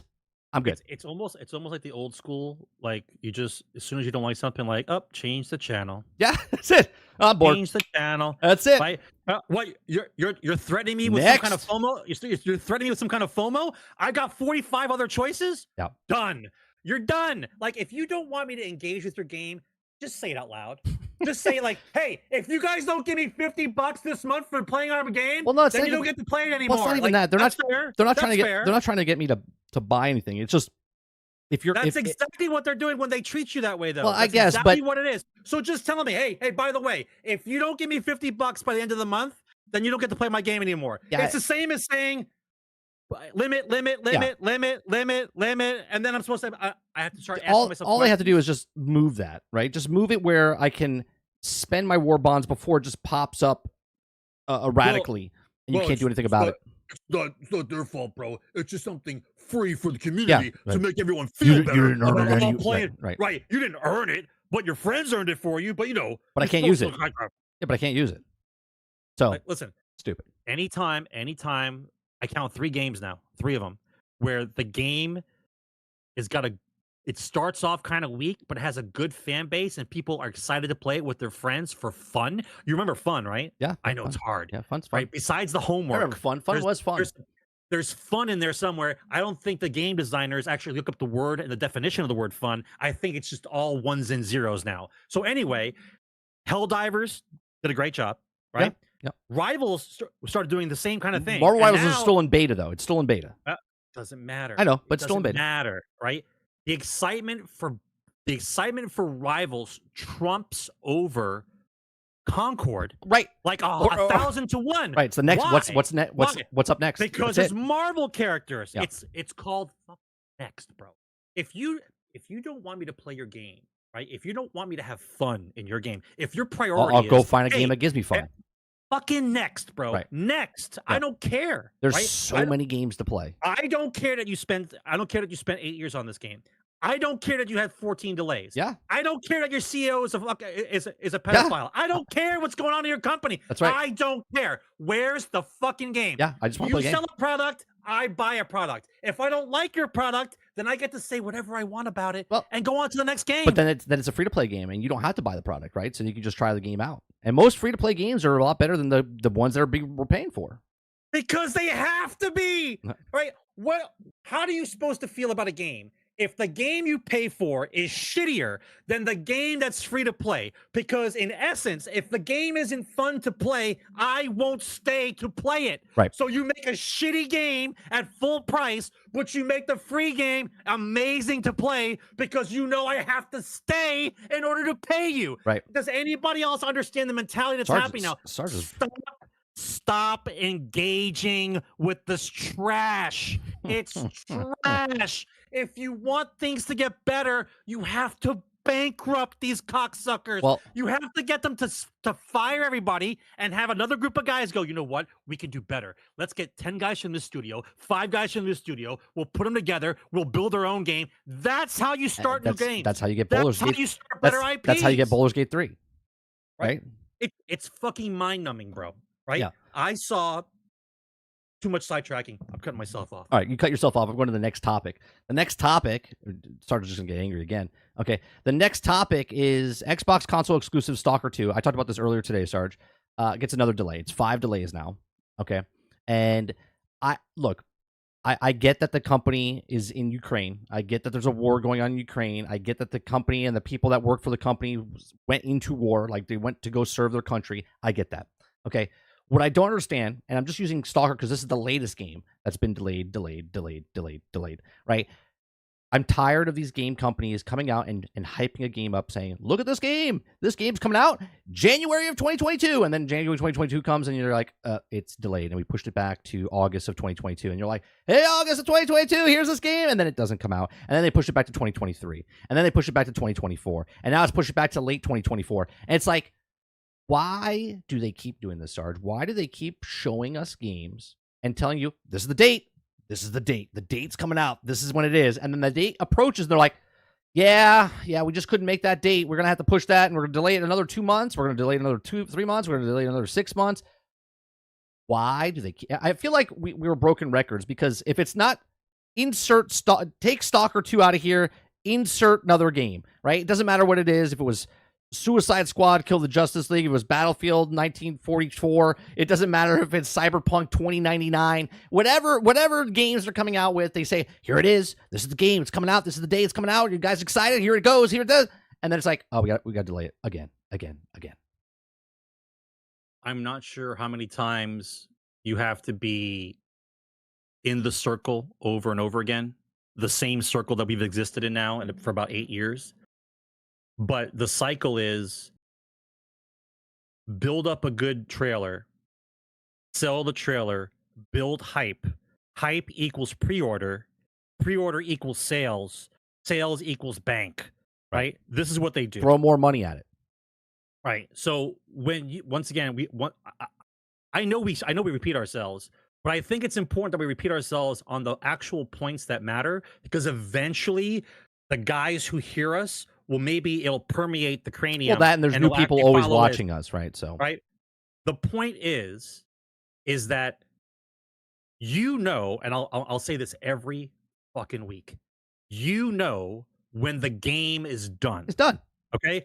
When the game is done. There is a period of time where it kind of trails off. The meat of the game is done. There's some fixes here and there that the QT team's got to do. Okay. And then you do the finalizations, but the finalizations and that part of it usually take 3 months, 5 months, 6 months if you care. Okay. There's a period of time where the game is done and then you are ironing out the wrinkles. During the ironing out the wrinkles part, you put a date out because the game is done. Yeah. Right. Now, if you're trying to assess a deadline because the devs aren't working fast enough, so then the marketing guys decide that they're going to put their foot up the devs' ass by putting out a release date. So now the devs go, well, we can't fucking do that. Why would you tell them that? And they go into panic mode. They start doing all kinds of Monster Energy drinks and Adderall and trying to do 50-hour weeks because they're trying to get to that deadline now because they have to have it out. Instead of, right, you set the deadline for a normal game, for a normal cycle, 3 to 5, and you know about when. And if there's delays, then you don't talk about it. You don't say shit. All you say is it's working. We're working on it, right? But they say the same shit all the time because they want pre-orders. They want pre-orders for a product that doesn't exist. Even then, it's on Game Pass, and Xbox is not doing the whole pre-order thing anymore. It doesn't matter. The pre-orders, the way the pre-order system works now is they have pre-order numbers to show to shareholders to show confidence in the company because the product doesn't speak for itself anymore. That's the problem. A company's lifeblood is the products that it makes, not the videos of lies that tell you how awesome the product is. Once the game is released, a streamer, a reviewer, somebody who actually gives a shit about video games is going to play it and tell you how it is. Now, everybody's opinion matters to them, not to everybody else. You like a certain game, I like a certain game. It's all going to come out in the wash. It does, right? It doesn't matter. The way that they frame it, they make you think that the game is on fire before the game is even out. It's bullshit. I'm sorry that there's problems happening in your company. That's fine. But there's no reason to give me a date when you know it isn't complete. Right? I'm sorry your pre-order numbers are low. I'm sorry that you don't know when the game will be done. But if you just said those words, we got a lot of shit going on. Well, here, right? So we don't know when the game's going to be. Well, when we know, we'll tell you. Well, here's some info, right? This is from the wiki, so I don't know what's official or not, right? But it said early development. Stalker 2 was initially announced in 2010, okay, with the release date set for 2012, okay. Well, then it went through this whole thing, okay, and then after, GSC CSC Game World was officially reformed in December of 2014 to develop Cossacks 3. 4 years later, the game's Facebook page developed a new Stalker 2 was announced, linking that stalker2.com and the game website. And it was later revealed that the game would be in development from the Unreal Engine 4, and they built Stalker 2 was announced exceptionally early into development. And when the beginning to design the dock phase, it announced in 2018, it was supposed to come out, and they showed it project until E3 2021, and it was supposed to come out on April 28th, 2022. Now, again, this game has been in development for a really long time, okay? I understand people are going to say, well, I'll give them a break. Like Quintar says, I think Stalker is exception to this one, other than don't get the pass. And I'm going to push back a little bit because they had this game earlier than COVID and earlier than what the war broke out inside of Ukraine, okay? And obviously, because of COVID, it delayed it. And now because of the thing, it got delayed even more. But now, someone brought it up earlier. I forget who it was, apologized during my early stream. They said, I think Microsoft doesn't know where to put Stalker, okay? Because now it's starting to encroach on other things. Now it's launching the same time as Call of Duty, the next Call of Duty that comes out, okay? This game... No shot. This game is dead in the water already because not only does it have 5 delays, okay? It doesn't matter how many developers, Mo. It doesn't matter. It's been in development for 10 years, 12 years, okay? And it's been pushed back, delayed and delayed and delayed and delayed. Now it's getting pushed back into where other games are coming out on Game Pass, okay? And this game is just going to go like a fart in the wind, okay? I'm not going to say that it's not going to be popular, right? But they're not going to make sales because, one, it's on Game Pass, and a lot of people are just going to play it on Game Pass. But at the same time, they're also not going to play it on Game Pass right away because there's other games coming to Game Pass that are much bigger, right? There's the other games that are already on Game Pass that are getting updates, right? There's other games that we were just talking about that they constantly want you to come back and play the games. And then there's the new games that are not even on Game Pass, but they're the free-to-play games, like Marvel Rivals is coming out. And then there's X Defiant. And there's other games that keep people interested in these things. And Stalker 2 just feels like, here's what it feels like. It feels like Titanfall, okay? Titanfall, okay, great game. But they did it on purpose to try to take money away from Call of Duty back in the day, and EA tried to take it with Battlefield and Titanfall, and they shoved Titanfall between Battlefield and between Call of Duty, and Titanfall bailed, right? It failed, not bailed. It failed miserably, even though it's a cult classic. People love Battlefield and Titanfall 1, and Titanfall 2 is even better, and they did it again. They sandwiched it between, and it got shit on because it's a fantastic game, but no one cared because of where the time frame it came out. Now you have Stalker 2. It's sold, I think, 14 million copies of total of all these games that they've had. There's been 3 above this one, but this is called Stalker 2, okay? And they just keep delaying, and I'm like, man, just shut up. Just stop delaying it. Don't just say 2024, it's in development. Stop using it as, well, they're in a war, and it's hard. We get it. But most people don't give a shit because most people are not following what developer's making a game. They're just looking at, what's Stalker 2? Oh, I'll play that game. Now when the game comes out, Sarge, if the game is in shambles or problems or whatnot, what happens then, right? 5 delays, and then the game kind of is just okay, mediocre, whatever it is. Should they have delayed it a 6th time? A 7th time? No, they're just going to put it out. But don't forget, if it's part of their conglomerate of games, like they own those companies, right? The reason why sometimes they'll sandwich a game like Titanfall next to Call of Duty is because it might be the end of a quarter or the end of the annual or semi-annual, you know what I mean? And so what they'll do is they sandwich the game in. Even though it might be a loss, it's not really a loss because Call of Duty does so well, it eats over the loss that may incur on Titanfall. And then they can say, instead of having 1 successful game or 2 successful games, the one that got sandwiched in, they go, well, we had 3 successful games this quarter, right? They get to sandwich it in and make it sound better because here are our numbers. It was 3 games. We did really well. Yeah. We did really well for 3 games. But really, it's not 3 games. You have 2 games, and you sandwiched one in there that didn't make any money, but it's on paper, it looks good. Like, there's all kinds of ways of hiding the game within. But when they do stuff like this constantly, like, I'm basically numb. Like, I'm numb to the fact that any other company that tells me when their game comes out, I don't even hear them anymore. Yeah. You tell me the game's coming out in 2025. You know what I heard? We got a game coming out. That's what I hear. Yeah. Like, we got a game coming out. Cool. you got a game coming out. Like, I don't hear days, months. I don't hear any of that shit anymore. If a company says we got a game in the works, I'm like, cool. I write down the name of the company and I write down next to it, game coming out, right? That's all I do, because everything else is a lie. It's a lie, right? Real quick. You can't, go ahead. I was going to say, Soy2 says, could it be because of the Series S? Maybe they're having issues with it. Maybe. But at this point, well, just as a regular consumer, do you not think the S is a problem? Just raise your hand if you think S is not a problem. Even if you're a person that think outside that, right? You're just a regular person that doesn't follow the S or the X and what game can run on anything. It's just Stalker 2 is coming out. Right. As a regular consumer, I don't look at it and go, well, where's that company made from? Is it Ukraine? Oh, well, there, right? Nobody's looking at that. 90%, 95% of the population that's playing video games doesn't care where the developer is, don't even know who the developer is. They just know Stalker 2 and it's coming out on Game Pass. That's it. That's it. They're not going to go, it's delayed 5 times because of Series S. It might be. So you might be 100% correct. But the problem is, in this conversation, why announce it so many times and yet delay it yet again and again and again? I smell a Redfall, right? I smell a Redfall for some reason.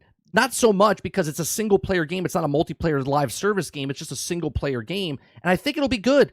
I just don't think it's going to get a fair shake because of the time frame now it's getting pushed back into, and other bigger games are coming out, and it's just going to go on the supermarket. Game Pass is a supermarket, and there's plenty of stuff in there, and people are going to come in and go, oh, I'm playing this. I'm playing Metro. I'm playing whatever, Starfield. I'm playing whatever it is. They're not going to play Stalker. Yeah, but the way they treat it, it's if you're going to use the supermarket analogy, they're not even putting the game on an end cap. They're just throwing the game down the middle of the aisle somewhere that no one's going to see it. Right? Call of Duty's on that end cap. Yeah, right? Call of Duty's on that end cap. But don't tell me for 1 second, don't even lie to my face and think that the way that they're speaking about their game, like they don't know, right? How they're speaking about the game, how they're actually letting you know the game's coming out. Like, you know the game's done or not done. You know. Here's the good part for the developers. Microsoft gave them the money up front. It's exclusive for Xbox. It's exclusive for Microsoft. They gave them the money up front, so the company's okay. It's just, will Microsoft make money back on that investment? That's down the road. We'll find out. So, Stalker 2 delayed yet again. Okay, but you know that every time you hear the word delay, it puts a red flag on that game for people that pay attention. Right. If I hear the word delay, like I stopped caring about Stalker 2 after the 3rd delay. When they said, "Oh, we're delayed again," I'm like, I was never interested in Stalker. So I'm not saying interested. Like, you're no. I'm saying personally me. Yeah, I've never been interested. Once I hear delayed, like 3 times after the 3rd strike, it's a 3-strike rule for me. I stopped paying attention. Like, I don't care anymore. Like Beyond Good and Evil, like I stopped caring about that game after I saw the trailer. I'm like, huh, cool trailer. Then they said 10 years in development. I'm like, next. Yeah. Like, next, kid. Next. I when they delay it once, I'm like, all right. Twice, I'm like, 3 times, like, no, I'm good. Right? Because it just gets worse. We had this conversation 2 years ago, almost 3 weeks. No, almost 2 years ago when Starfield said 11/11, 2022, when it was supposed to come out. They had a hard date, and then all of a sudden it got pushed back. And I was like, why? Why do you announce a date, hype it up, do all this stuff? Companies have to stop doing this. Yeah. Pre-orders. Stop doing it. Next thing I want to talk about, since we're talking about Game Pass. All right, Game Pass is Xbox is reportedly exploring more new Game Pass tiers. Okay, more new Game Pass tiers. Let me bring this. Okay. More Game Pass tiers, because that's what we need, bro. Well, here's what I think is going to happen. As an average consumer, you don't know whether or not you should get Game Pass or not. So let's give you 16 options. Well, right. How about we just put Mo in a room, in a Discord chat room, and have him tell people Mo would sell why you should get Mo Game would Pass. sell better than what they're doing at Microsoft. He could sell it. Okay. So what they're saying in the rumor, we don't know if this is actually happening yet, but they're talking about the ad tier, and they're also talking about the family plan tier, and they're talking about different types of tiers that could be coming in to the thing. So I'm going to give you my 30,000 foot psychic ability here that's going to happen. Okay, they made the standard edition, right? They've raised everything up already. And now we talked about this a couple weeks ago. We talked about this months ago, over a year ago. We talked about the family plan, and I said the family plan is going to be $25 to $30. Okay, they're going to have to give it between the core and the standard. Okay, the core is the low tier one where you don't get day and date, you don't get the stuff, you don't get a lot of the bonus, but the standard's $15, right? They're going to put an ad one in there, which is about $10 or $12, something like that. And what they're going to try to do, if they do this with the ad, they're going to try to put it between the core and the standard and go, well, if you see ads, then it's this much. But if you don't want to see ads, then you go up to standard. But if you take standard, you're not going to get the day and date. And we don't know what the delay is for the standard edition. So we don't know if it's 1 week, 1 month, whatever it is, right? So if you have Ultimate, Game Pass Ultimate, you get day and date, all the new games and whatnot, okay? But if you have the standard edition, you get the games, but you just don't get them day and date. You get them a little bit after, but we don't know that time frame. And then the ad one is going to be cheaper, but you have ads. So they want people to move up to standard, and they want people to go, well, if you're at standard and you're not getting the day and date, they want to push you up to Ultimate. And then there's the family plan. The family plan, which would be the $25 to $30 for the 5 accounts or whatever they're deciding to do. Where do you think this ad thing lands, Sarge? Do you think that it lasts before standard? Do you think it comes between standard and ultimate? I think all the different tiers is exhausting, right? The issue I have is they keep adding these new things in there to make you feel like you're getting a better deal. Meanwhile, what they're really doing is fucking you over and then giving you a reason to get out of the way they fucked you by paying more money. Like, to tell me I'm going to see ads. Like, I see ads all the time now, right? So what are you going to tell me about an ad tier and you're going to pay more money so you don't see ads? Like, what kind of communist nonsense is that fucking tier? Like, you're basically inconveniencing me with ads and then telling me you're going to sell me the solution. Make the problem. That's right. Your inconvenience. Make the problem, sell the solution. GTFO. Okay, I don't care. Right? It's nonsense. The problem I have with this is I knew that this is the direction they would go after they get the pool of people big enough. Because once again, I can't buy games anymore. I have to buy a service, right? So then you're trying to show me that, well, your service can be much better if you let me spit in your mouth, but then I won't spit in your mouth. Well, I'll give you this over here instead. Would that be better? Would it be better if I didn't spit in your mouth? I sure don't want you to spit in my mouth. Well, an extra $5 and I won't. All right, I'll give you $5. Tell you, like, I don't understand. How is that different or better for me? Right? It's the same thing with this whole value system, right? This story now, they're trying to say that, oh, they're raising the price. They promised they would. Oh, the FTC is trying to go out. You cannot say that because they raised the price, it's because of Call of Duty. Right. It doesn't matter what they say. A business can charge whatever they want. It's up for the consumer to say, yes, I accept the money, I accept the amount of the payment, or I don't. The problem is now that we're getting into this narrow hallway where I no longer have the choice. Right. I either get the service. They make you believe they have the choice, but you don't really have the choice. The illusion of choice is different than choice. So either I get the service or I don't play video games. There's no other choice in between, right? And now I have to say, well, I have to get the service. Then we go immediately into this ladder tiered system, 15 choices of, well, what kind of service would you like? Let me show you our choices. It's like going to McDonald's. So much to choose from. It's going to McDonald's. No, I don't have choices, right? You're telling me I have to give you money in order to play games. What I really want is to just give you money to buy a game. And they go, well, hang on a second.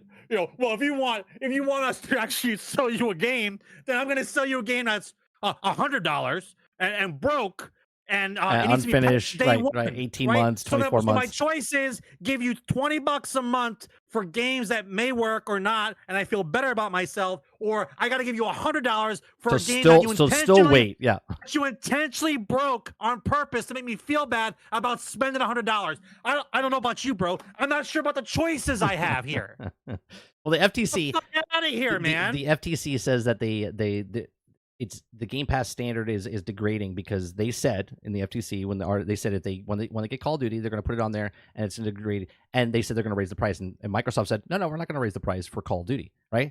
And technically they But I have can it. make up any reason I want. Right. Technically they have it because they can just say what they want because of the value. The value of is not Call of Duty. They're not raising the price because Call of Duty is going on there. They're raising the price because of all the other games. And then the industry itself is rising in costs, right? So they're like, well, people pay 4 games a year. That's less than what Game Pass is. So what's a better deal? You can pay 4 games. You can play 400 games, right? And that's the way they do it. So it's funny to me that FTC I don't think has a case because I think they're going for the wrong thing. They're like, see, Microsoft's raising Game Pass because of Call of Duty. They're like, no, we're raising it because of all these other games that we're putting on here.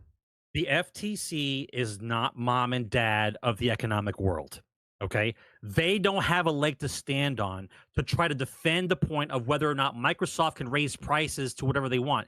The problem is not that they raise the price.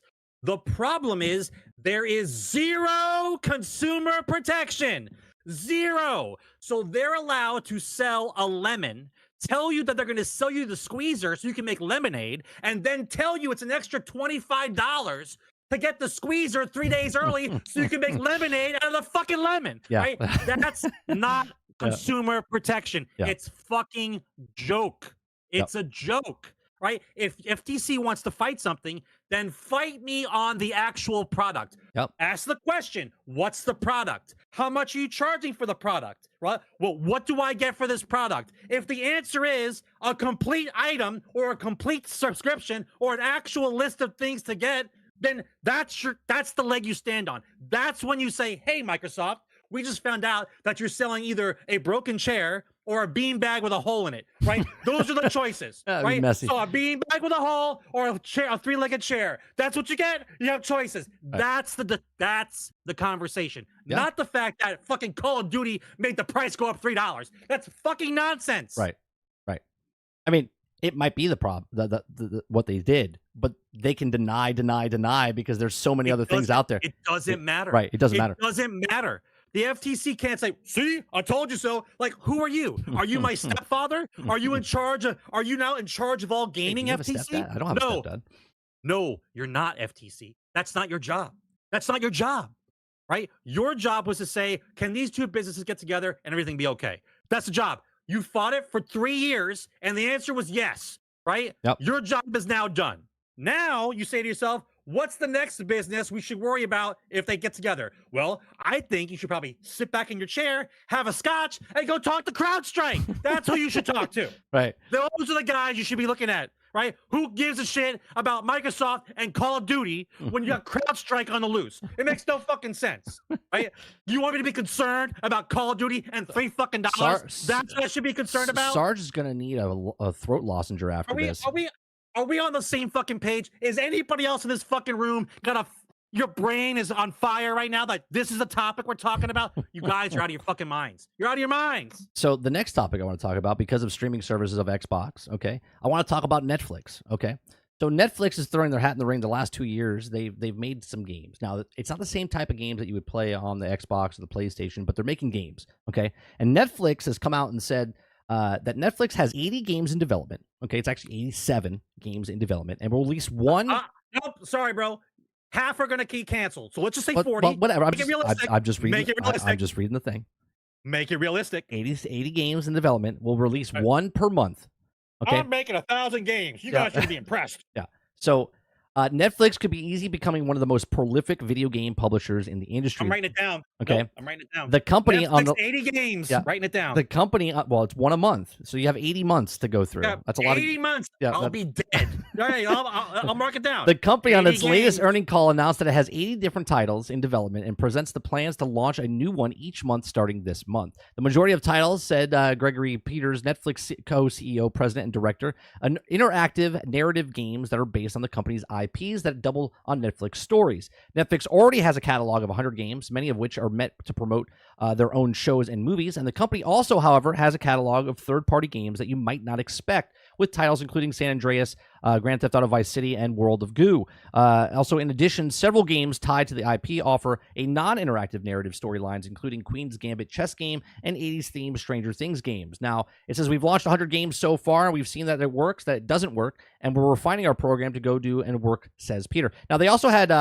Oxenfree 2 that came on Netflix as well. You can play that, right? So What I think is funny, Sarge, is that just 2 years ago, right? Netflix wasn't in the gaming industry at all.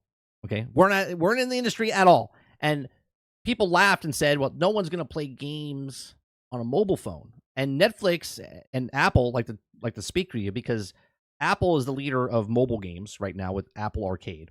Okay, and Netflix has now thrown their hat in the ring of games. Okay, they have some games that are actual games, and the other games are the mobile games, and you can even see it on YouTube now. Google has jumped into the gaming market on the phone as well when you're going through the stuff. Go ahead. We're gonna have to have a reevaluation and a new definition to the word game, because Netflix thinks that if you put some colors on a screen and you press a button and it makes the square turn from blue to red, that's a game, right? So if you're telling me they have 80 games on the way and they interactive, consider, they're going to be interactive based on the TV shows. They consider anything a game, sure, like anything. But here's the thing, right? The guy went from here to here. Right, and you have to guess if he went left or right. That's a game. Now that's 1 of 80. Game number 2. Netflix is in the. They have a lot of cash to throw around, right? They're the only profitable streaming service out there above Disney and what Fox was and HBO and all these other things. They're all the rest of the guys are trying to join forces because they're trying to make cable again, right? All the other streaming services are trying to make cable television again in the streaming world. Netflix is the only profitable one out there, and they have a shit ton of money, and they had a saturation point, and since then, they've turned it around where people are actually playing video games. Now, they're not just buying the video games because with their Netflix subscription, these games are already on there, okay? So they're having some success with this. Now, with Netflix, and I've talked and joked about this, I said, wouldn't it be crazy if Netflix threw some money at like a Grand Theft Auto 6, okay? I would not put it past them. Now, I'm not saying this is going to happen. I'm just putting it out there. The big bully throws money around to put a kibosh on the entire gaming industry because you have to play Grand Theft Auto 6 on Netflix for the first month. Right. So I'm not saying they're going to do this, but what I'm saying is companies, and this is what Microsoft said a couple of years ago. They said that they're not worried about PlayStation and Nintendo. They said they're worried about Google and Apple. Okay, and that's before Netflix threw their hat in the ring. Okay, and now Netflix is here with these cheaper games, mobile games, whatever it is, but yet their hat is in the ring. Games like Left, Right, Red, Blue, right? Whatever it is. It's okay, those are all games. But my point is here that Netflix could come in and they could make a ripple going on by just dicking over Microsoft and PlayStation.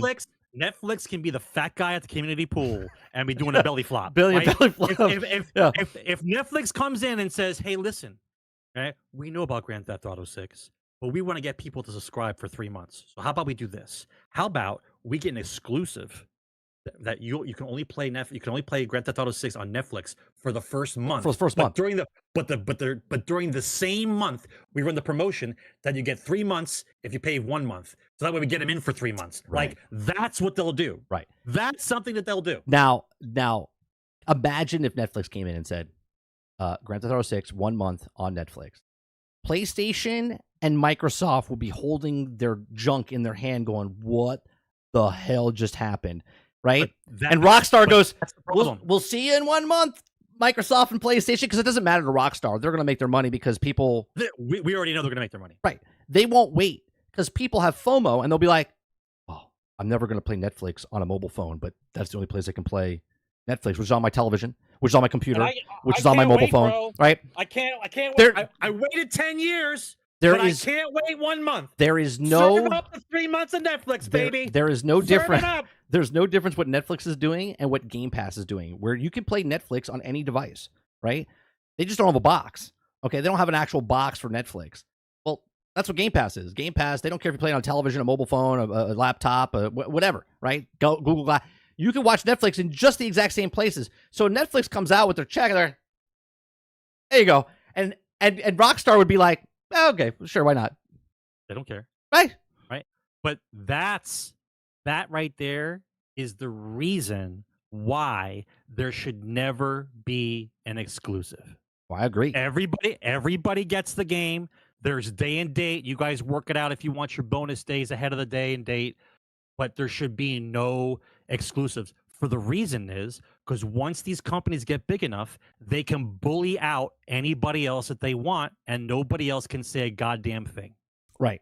That's the issue. And you wouldn't have to pay for it. And again, I'm not saying it's going to happen on Netflix. I'm just saying that Netflix has the cash and they're in the video game market. We're not saying that this is going to happen, but we're saying that this is completely plausible. Oh, absolutely, in the universe that we exist in right now. Completely plausible. Yeah, a couple years ago, it was just the three. It was Microsoft, PlayStation, and Nintendo. And now you got to throw in Amazon. You got to throw in Netflix. You got to throw in Google because they have games on YouTube now. They got rid of the Stadia and whatnot, right? But they have games on YouTube now. Little shit games, but they're games nonetheless. Okay, these companies weren't in the gaming market a couple years ago, and now they are. Apple's leading the mobile market. Netflix is putting their head in the door now. YouTube's got video games on there. YouTube is the biggest platform on the planet, okay? And now they put games there. So there's a lot of things going on and jockeying for position to see what's going to happen. And look, like I said, I don't want them to do it, but man, it would be fucking hilarious if I said this and then it comes true. I mean, just chalk up another one. But I hope it doesn't happen, okay? But man, would I laugh my ass off if Netflix come in, because they already made a deal with them with the trilogy type of stuff already on Netflix. So you can play the old games on Netflix. Right? They're making nice right now. They're like, hey, Rockstar, take your games, put them on Netflix, see how that runs. It's a testing ground. That's a testing ground. How much is Netflix for a month? Well, I don't know. I think what's Netflix for a month now? Let me see. Is it 30? Is it 34, 35? I think they're doing no, that's the price. What's the Netflix. I'm just trying to ballpark this. I'm just trying to ballpark this in my head. I just want to know what plans and pricing.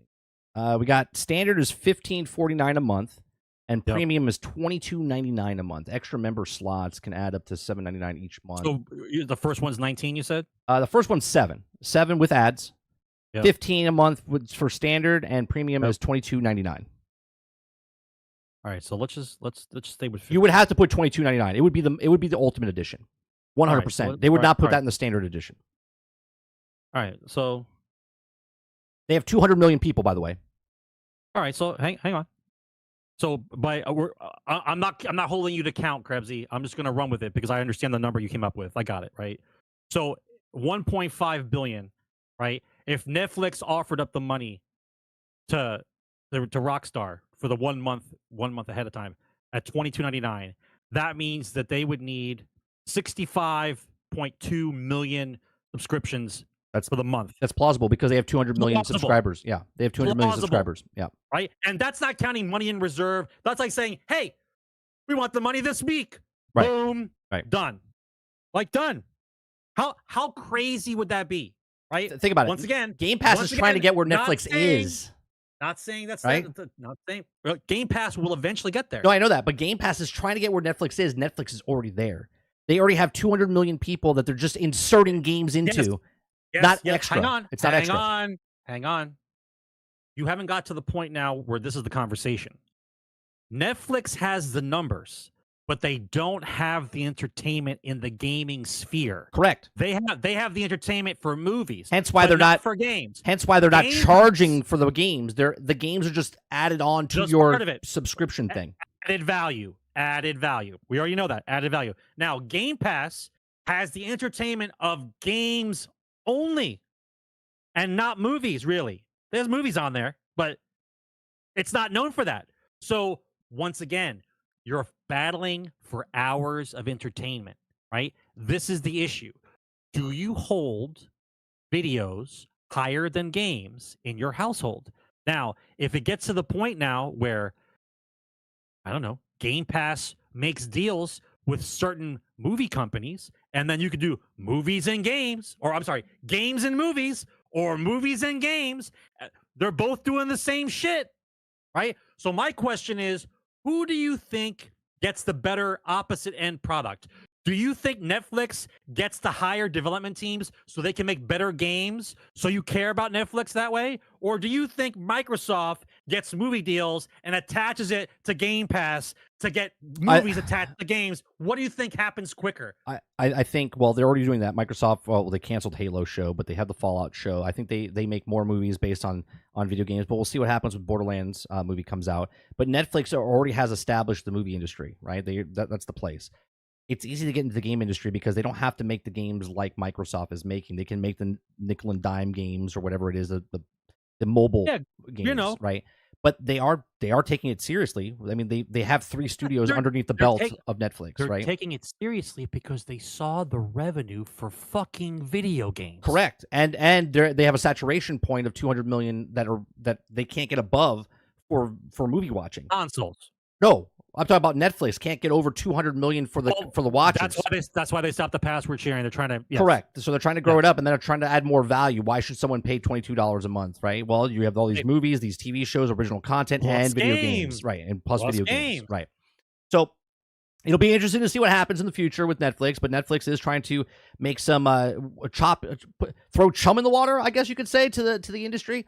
So Netflix is going off the rail. We got about 15, 20 minutes, but let's see what other stories I can get in here. I'm going to go out on a limb here, and I would think that's plausible. Imagine them doing that. I mean, it is plausible. That's why I brought it up. But we have plenty of time because that game's not coming out probably until fall 25, maybe 26. Yeah, maybe early, but it could get delayed to 2025. Yeah, right, late 2025. Right. Fall 25, maybe 26, depending. Right, so you don't think by then Netflix will say, "Well, we don't have anything down the pipe. How do we get people in there?" Completely plausible. Yeah, again, it's plausible for anybody. Sony could throw money.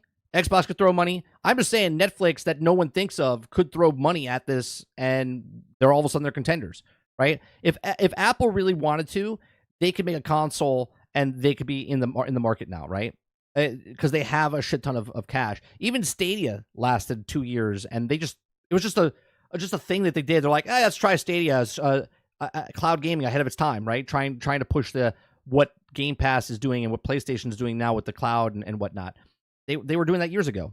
What, 2019, 2020? That's not true, Aku. They're shopping around. They're looking for someone to buy it, but they don't have a buyer. There's a difference. All right. Well, speaking of, let's talk about Star Wars Outlaws. Okay, Star Wars Outlaws. Oh, God.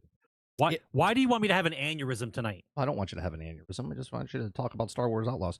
Ubisoft allocated the biggest marketing budget for Star Wars Outlaws, right? So right now there's a big push, right? We're like 30 days away from this game coming out. It's the biggest. So the Blitz. It's the biggest budget they've ever done for any game because why? Well, Disney, right? Right now, we've watched a couple of when it first came out, when they first announced it, I was ecstatic about this, right? Because, man, just a couple of months ago, I was excited about Division and Massive, and I still am a massive fan of Massive. Okay, I'm a massive fan of Massive. Okay, I like Massive. I think they're a good developing crew. I like what they're doing. Okay, they showed Outlaws last year, and I was blown away. I was like, that's the game I want to play, right? Then a couple months later, they came out with the price structure, and I went, the price structure killed me. $70, $110, $130, $18. Okay, but now they're showing footage. IGN showing footage. And it's the worst fucking footage I've ever seen. And I'm like, what are they doing? Right? This is almost like along the lines of announcing a game on a date and then delaying it and delaying it and delaying it, right? They're getting pushback of like, what is this? And we're getting two voices, conflicting things, right? Voices. My eyes are looking at it going, what am I looking at? Those explosions are terrible. The sliding, the visuals just doesn't look good. That people that played it, they're like, it's amazing. It's amazing. It's so good looking. It's the most immersive thing. And I'm like, all right, what am I missing here? What am I looking at that I'm not seeing in the footage they're seeing? I don't know why they would do this. Okay, I don't know if they gave them a downgraded thing, if it's the codecs that they put on YouTube and gave to IGN and they gave them other stuff. I don't know. I don't know why it looks like shit, but it looks like shit. Okay, and I'm confused by this. Okay, I'm confused on why they wouldn't put their best foot forward, especially that Ubisoft's allocated the biggest marketing budget for Star Wars Outlaws, and yet when you see the video footage on YouTube through IGN, or even the leaked footage, which I can't show on the screen, okay, there's 13 minutes of leaked footage out there, it makes the game look better because it's not curated. It's just someone playing the game and going through and seeing what it is, right? And I'm like, that's interesting. And I do have a good feeling about it. I think it'll be a good game, but I'm so confused on why they're showing shitty footage and like pixelated stuff and like falling, like clipping through things and sliding like on an ice skating ring, and the explosion looks like a 2D.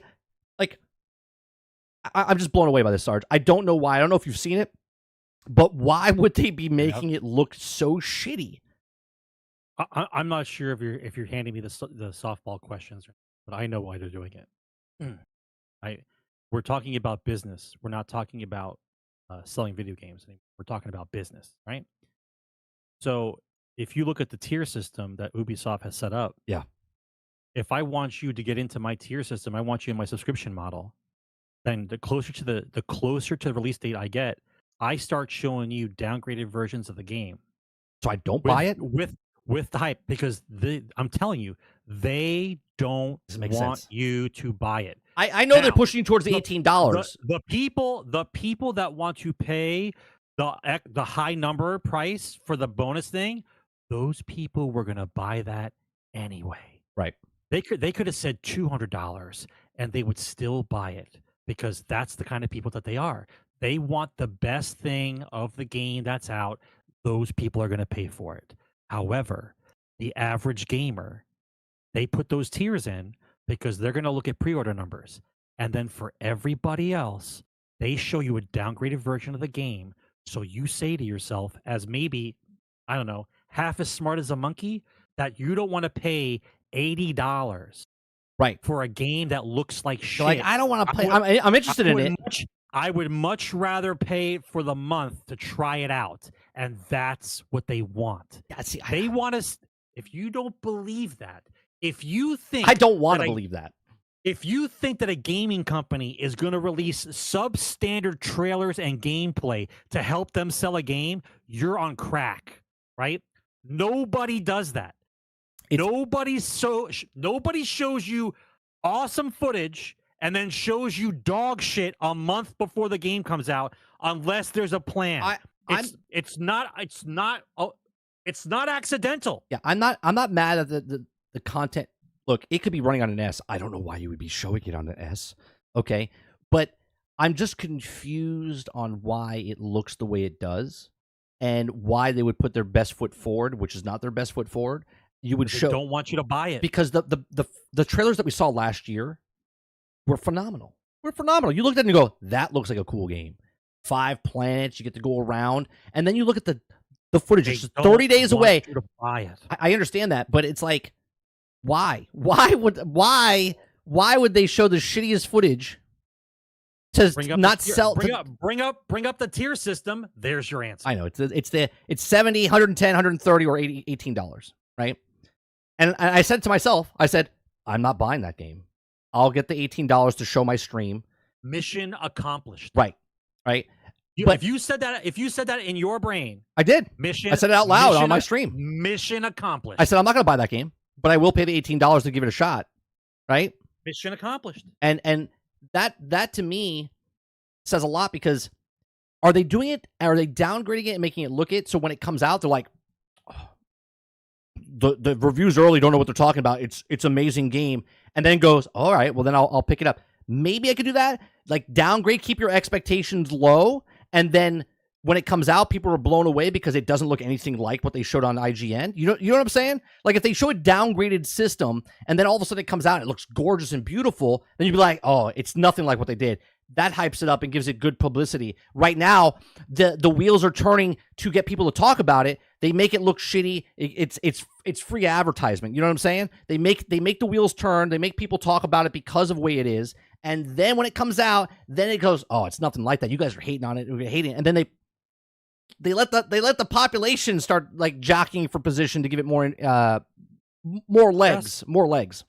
Yes. That's exactly what they do. I hope this game is good. I want it to be good. I want Star Wars to be good. The inconsistencies of Kay Vesich herself, some cutscenes you look at her and she looks nice.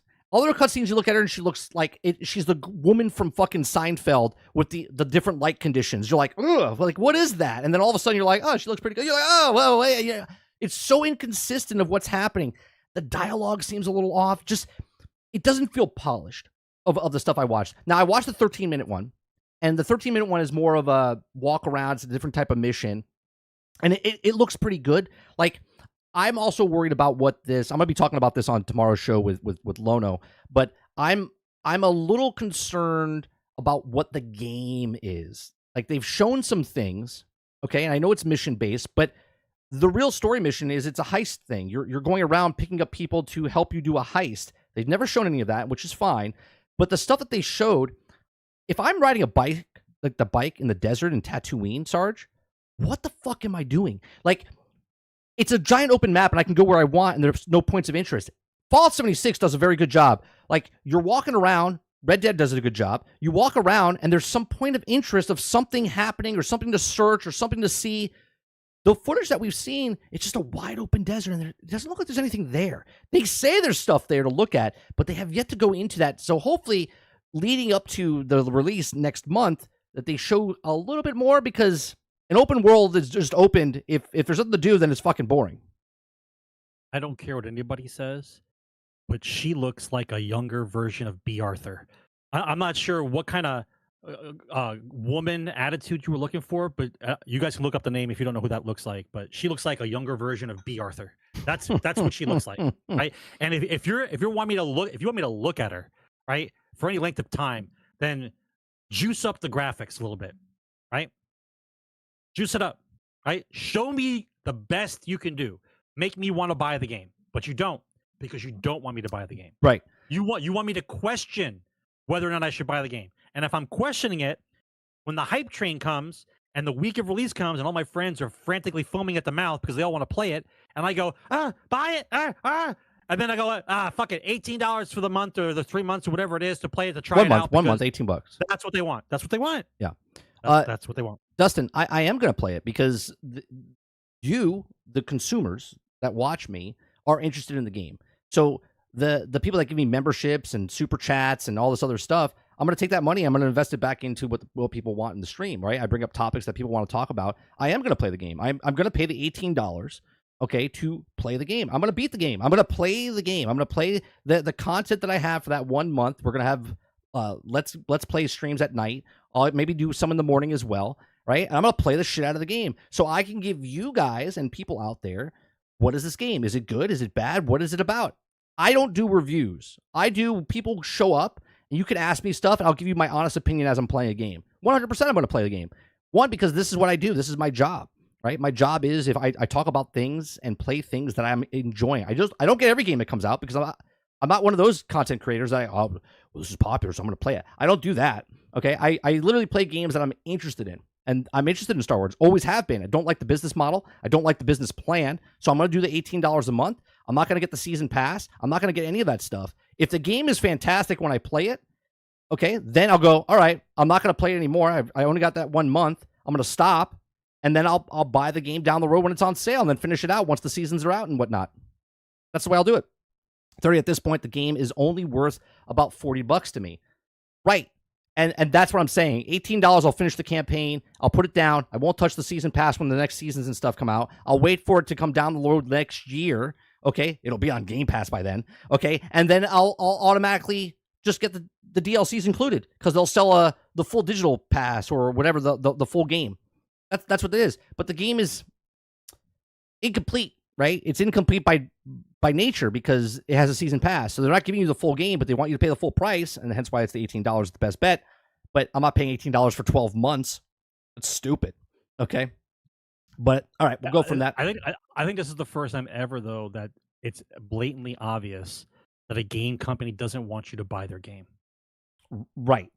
Like blatantly obvious. They don't want you to purchase the game. All right, I'm trying to like all the funnel for the entire system, their marketing system, points you to the $18 a month. Everything that they're doing right now points to that. I'm trying to find one more story that we can do.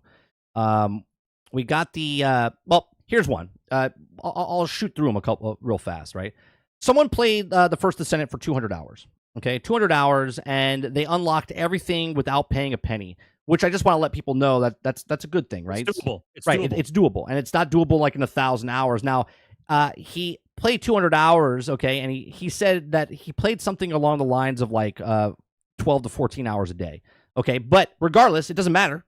You could take that 12 hours and stretch it across a week, a month, whatever.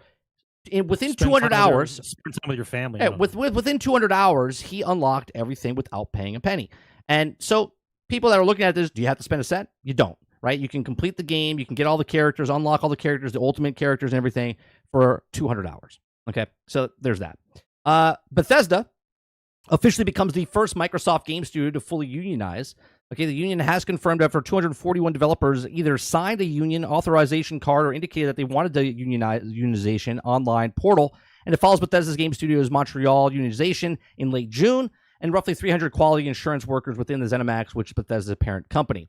There's also a majority of developers at Bethesda Game Studios. Dallas, Rockville, and Austin are also announced that the formation of the union, with also the group wrote on Twitter, together, one BGS USA has also advocated the betterment of a developer, every developer on the BGS, setting a new standard to the industry. I wonder if the unionization would have saved Redfall. Probably not. In other news, World of Warcraft developers form Blizzard's largest and most inclusive union. Over 500 employees have organized across multiple platforms, creating the first wall-to-wall union of its kind at the studio. More than 500 developers at Blizzard Entertainment who work on World of Warcraft had voted for a form of union, and World of Warcraft Game Makers Guild, formed the Assistance of Communication Workers of America, the CWA, and composed of employees across every department, including designers, engineers, artists, producers, and more. Together, they have formed the largest wall-to-wall union, or the union-inclusive multiple departments of discipline at Microsoft. The news comes less than a week of Bethesda Game Studios. So now you have these two unions, right? Now I just want you to put this in picture, because tonight at midnight, Sarge, okay, SAG-AFTRA, which is a big union in film and television and whatnot. As of tonight at midnight, SAG-AFTRA National Inclusive Director of Chief Negotiator Duncan Crabtree of Ireland, acting under the authority of delegated of the SAG-AFTRA National Board with the advice of a council, okay, it's convinced that bargaining group of the SAG-AFTRA's negotiated includes Activision production, okay, let me just read it in layman's terms here, okay, that the video game voice performance actors are going on strike at midnight tonight, basically over AI. I don't know why it says basically. It's because of AI, not basically because of AI. Of course it is. Okay, it says we're not going to consent to a contract that allows companies to abuse AI and detriment of our members. Enough is enough, AFTRA President Fran Dresser says. Now, isn't this funny? Because they just unionized in the Bethesda and World of Warcraft, Blizzard, and it's amazing how fast they got together. Okay, now they've unionized, and unions are great. I was part of the local 600 in the camera industry, and they fought for you when they had to, but they also dicked you over in other swarms. Like if they go on strike, you have to go on strike, and you can't take jobs because then you're a scab, and if you're a scab, then you get blacklisted, and it goes down this whole list, right? Now, I understand Bethesda, and I don't know their inner workings of their contract, okay? I'm just looking at this from a 20,000 feet, 30,000 feet up in the air. It's awesome that they're unionizing so they get better things, because they have to, right? They're trying to get protection for themselves, but at the same time, Microsoft is already a company that does the contract work of 18 months, okay? And at least in the film industry, I know this, all right? And again, I don't know if it's the exact same for the video games, right? But I'm going to talk about my experience and try to relate it to video games. The union, you only need a percentage of people that are on the union when you do a union movie or a union TV show. So I don't know if all video games, if it's AA, AAA, if they become automatically unionized because of a certain price point or if a certain company is doing it. But if it does, they don't need to have everybody on the team being union. They only have to have a certain percentage. So if there's 30 people and you only need 30%, you're going to get 3 people on the crew. Everybody else is non-union. You have the director, the producer, and maybe one of the actors. Everyone else is non-union. Okay. So I don't know what's going to happen with this union stuff with this, because if they're not excited about something and they don't want to do something like, let's say, Redfall, when they were doing that, if they were unionized and didn't want to work on it, they could say, oh, we're going on strike because we don't like the way management's doing this, blah, blah, blah. We want protection. And then all of a sudden that goes to a halt. Okay. with these voice actors that are happening right now, every video game right now that's in development that has voice actors, okay, has to stop. They can't, I mean, they can still make the game, but there'll be no more voice acting until they do this, right? So it comes to a complete another stop because the union, it gets involved and whatnot. So this will be very interesting to see in the future what happens if crunch time happens and things happen. If the unions step up and they go, we're on strike, but now the strike that happens with video games is going to be a lot worse than it happens with movies, because when movies go on strike, if there's a strike for 5-6 months, they can make that up real fast because production can do it in like 6 weeks, 12 weeks and whatnot. Yes. Video games Can't do that, right? Video games comes to a complete and utter freaking halt, meaning it would be like the Stalker game, where if they have a problem, it's going to be years now down the line, because if they strike for 2 months or they strike for 4 months or they strike whatever, every month is going to be months on top, double, triple, just like in COVID time, where they were going back and forth. It took so long to make a game. That's why we had a flood of games just a couple years ago. If you're interested, you should really look up like the history of unions and why they started and that whole thing, so you understand the meaning behind them. It's not because they're trying to screw people over. It's because they're trying to protect for people from being screwed over. Right. But like anything else, when a union gets too big and there's too much money involved, corruption always seems to follow. But the issue is the main issue here is AI is going to exponentially infiltrate the gaming industry. Every industry, really. A business will not hire somebody if they know they can get the AI to do it and they save money. This is about money, right? If I don't have to hire you and I can still get the job done, then that's the direction they're going to go. Now, if you want to start a union and say that we have to have some guarantees, my question to you is, what do you think that you're going to say that's going to stop the gaming company from going, well, we don't need you. I'll just get some computer to do it, and I'll hire 3 guys to run my AI division, and we'll work on it. Right. Right? Because I can synthesize any voice. I can do whatever. Now, this is just the onset. I know AI is not perfect. We all know that AI's got a lot of bugs and problems and issues. But let's remember, the AI that we are witnessing right now, today, right now, 10:06 Eastern Standard Time on July 25th, 2024, right now is the worst it's ever going to be. The worst. Right. The worst it's ever going to be is right now. Yep. Right? So it's only going to get better. And so the issue is going to be is, well, do you think because, and I love how everybody likes to quote the free market system, right? Do you believe because of AI, the price of games is going to get cheaper? Do you think it's going to cost less and they're going to pass the savings on to you? Right. Right? The answer is a resounding fuck no, right? If anything, they're going to tell you that the AI computing power is so intense that they have to charge you more for the AI, right? That's basically what they're going to tell you. So now, 2 things can happen. Let me go. I know you guys are not going to believe me when I say this. Let me do the optimist view, right? Let's say they do AI. More AI, less real people, right? So what that would say to me is, if that's the possibility, then what should happen is, since they can't hire, or I'm sorry, not that they can't hire, that they won't hire the same number of people to run the studio. Let's say the number's 300. Smaller studio, 300 people. Right. Let's say 150 of those people can be AI replacements, right? So now I'm only really paying for 150 people.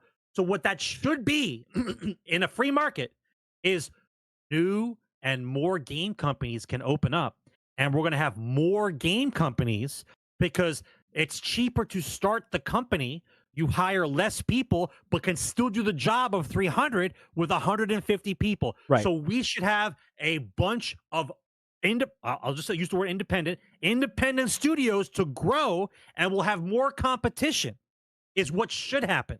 Now, what I see happen more often than not, for some strange reason, everybody gets gobbled up.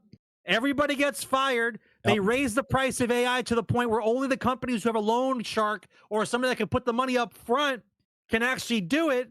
And you're still struggling because unions are fighting the price point for the few people that can work. And more of the companies will just say, why am I fighting these union people? I'll just find new and inventive ways to put more AI in there. Right. And unions don't they don't save you. They can protect you when you need protection and stuff like that. But you have to pay your dues and stuff like that as well. So I hope it works out for the video game industry, and they get what they think they're getting, right? But it's going to cause a lot of problems, and the studios, video game companies will be like, we don't need this many guys working for us for the union. We only need a certain percentage for each game. So we'll see what happens. I mean, you don't think that some nerd who loves sound bites and who loves to do voice synthesis isn't going to mess around with voices for fucking 10 weeks and find the coolest voices to use for characters? You think that they're going to worry about voice actors? Right. Now, on the side of voice actors, right? I'll be honest. What game just recently did that? They used voice actors. I forget what game it was. I'll be honest. I believe voice acting is the same level as acting. Oh, it is 100%. You cannot use my voice. You can't take a recording of my voice. You can't take the synthesized. You can't take those synthesized lines of my voice and try to recreate them. You know what I mean? Like, if I talk to the microphone, you see the waves of your voice. Yep. Right. Thanks, Krubsy. Like it's almost like a fingerprint, right? Yeah. So people can take anybody's voice right now. Yeah. Set the waves to be the exact same way as that guy's voice. Yep. And I'll sound like him. Yep. Right. That's a that's a major problem that's happening right now. Right, that's what they did with Scarlett Johansson. I agree. Yeah. I agree. That's why with voice actors defending themselves.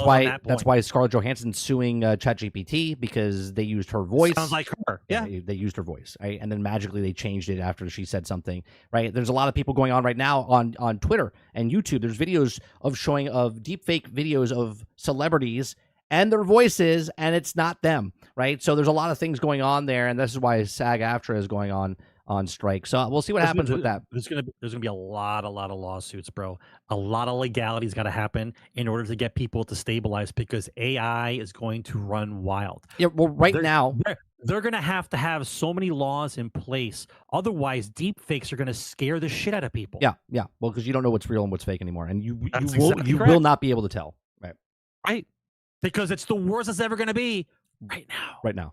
Which was worse last week, which is better now. All right. Generation X Gaming Weekly Podcast, episode 403 is in the can. We do appreciate you for coming out and hanging out with us. If you'd like to help us out here, hit that like button, hit that subscribe button. If you'd like to go above and beyond that, become a member as little as $5. I did put a link in the chat because Susie was asking where the membership thing was, so I hit it there. But it's always in the description down below. If you guys don't see the join button underneath the thing and you want to look at it, you can do that as well. You can listen to us on iTunes, Google Play, Spotify, Anchor.fm, and anywhere else a podcast is listened to. I got a heart out because I have to go pick up my brother-in-law at the airport, so I got to wrap it up here. We do appreciate you very much. I am tomorrow on the Reforge podcast. We're going to be talking about Star Wars Outlaws a little bit tomorrow around noon time, so if you want to check out more of my content, come on over there as I chat with Reforge and we talk about Star Wars Outlaws. I will try to stream a little bit of No Man's Sky this weekend. I'm going to try again. I don't know if I'm going to do live streams or if I'm just do recordings and then put them up later. You guys let me know if you in the feedback in our Discord if you like to see live streams or if you like to see let's just gameplay. Let me know in the comments. Let me know in the actual Discord as well. Thanks for watching. Thanks for coming out, and I'll see you guys on the next one. Game on, guys.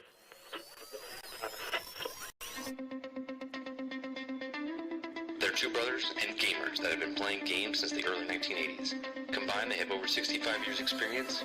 Join them each week as they discuss and rant about gaming and entertainment news. This is Generation X Gaming.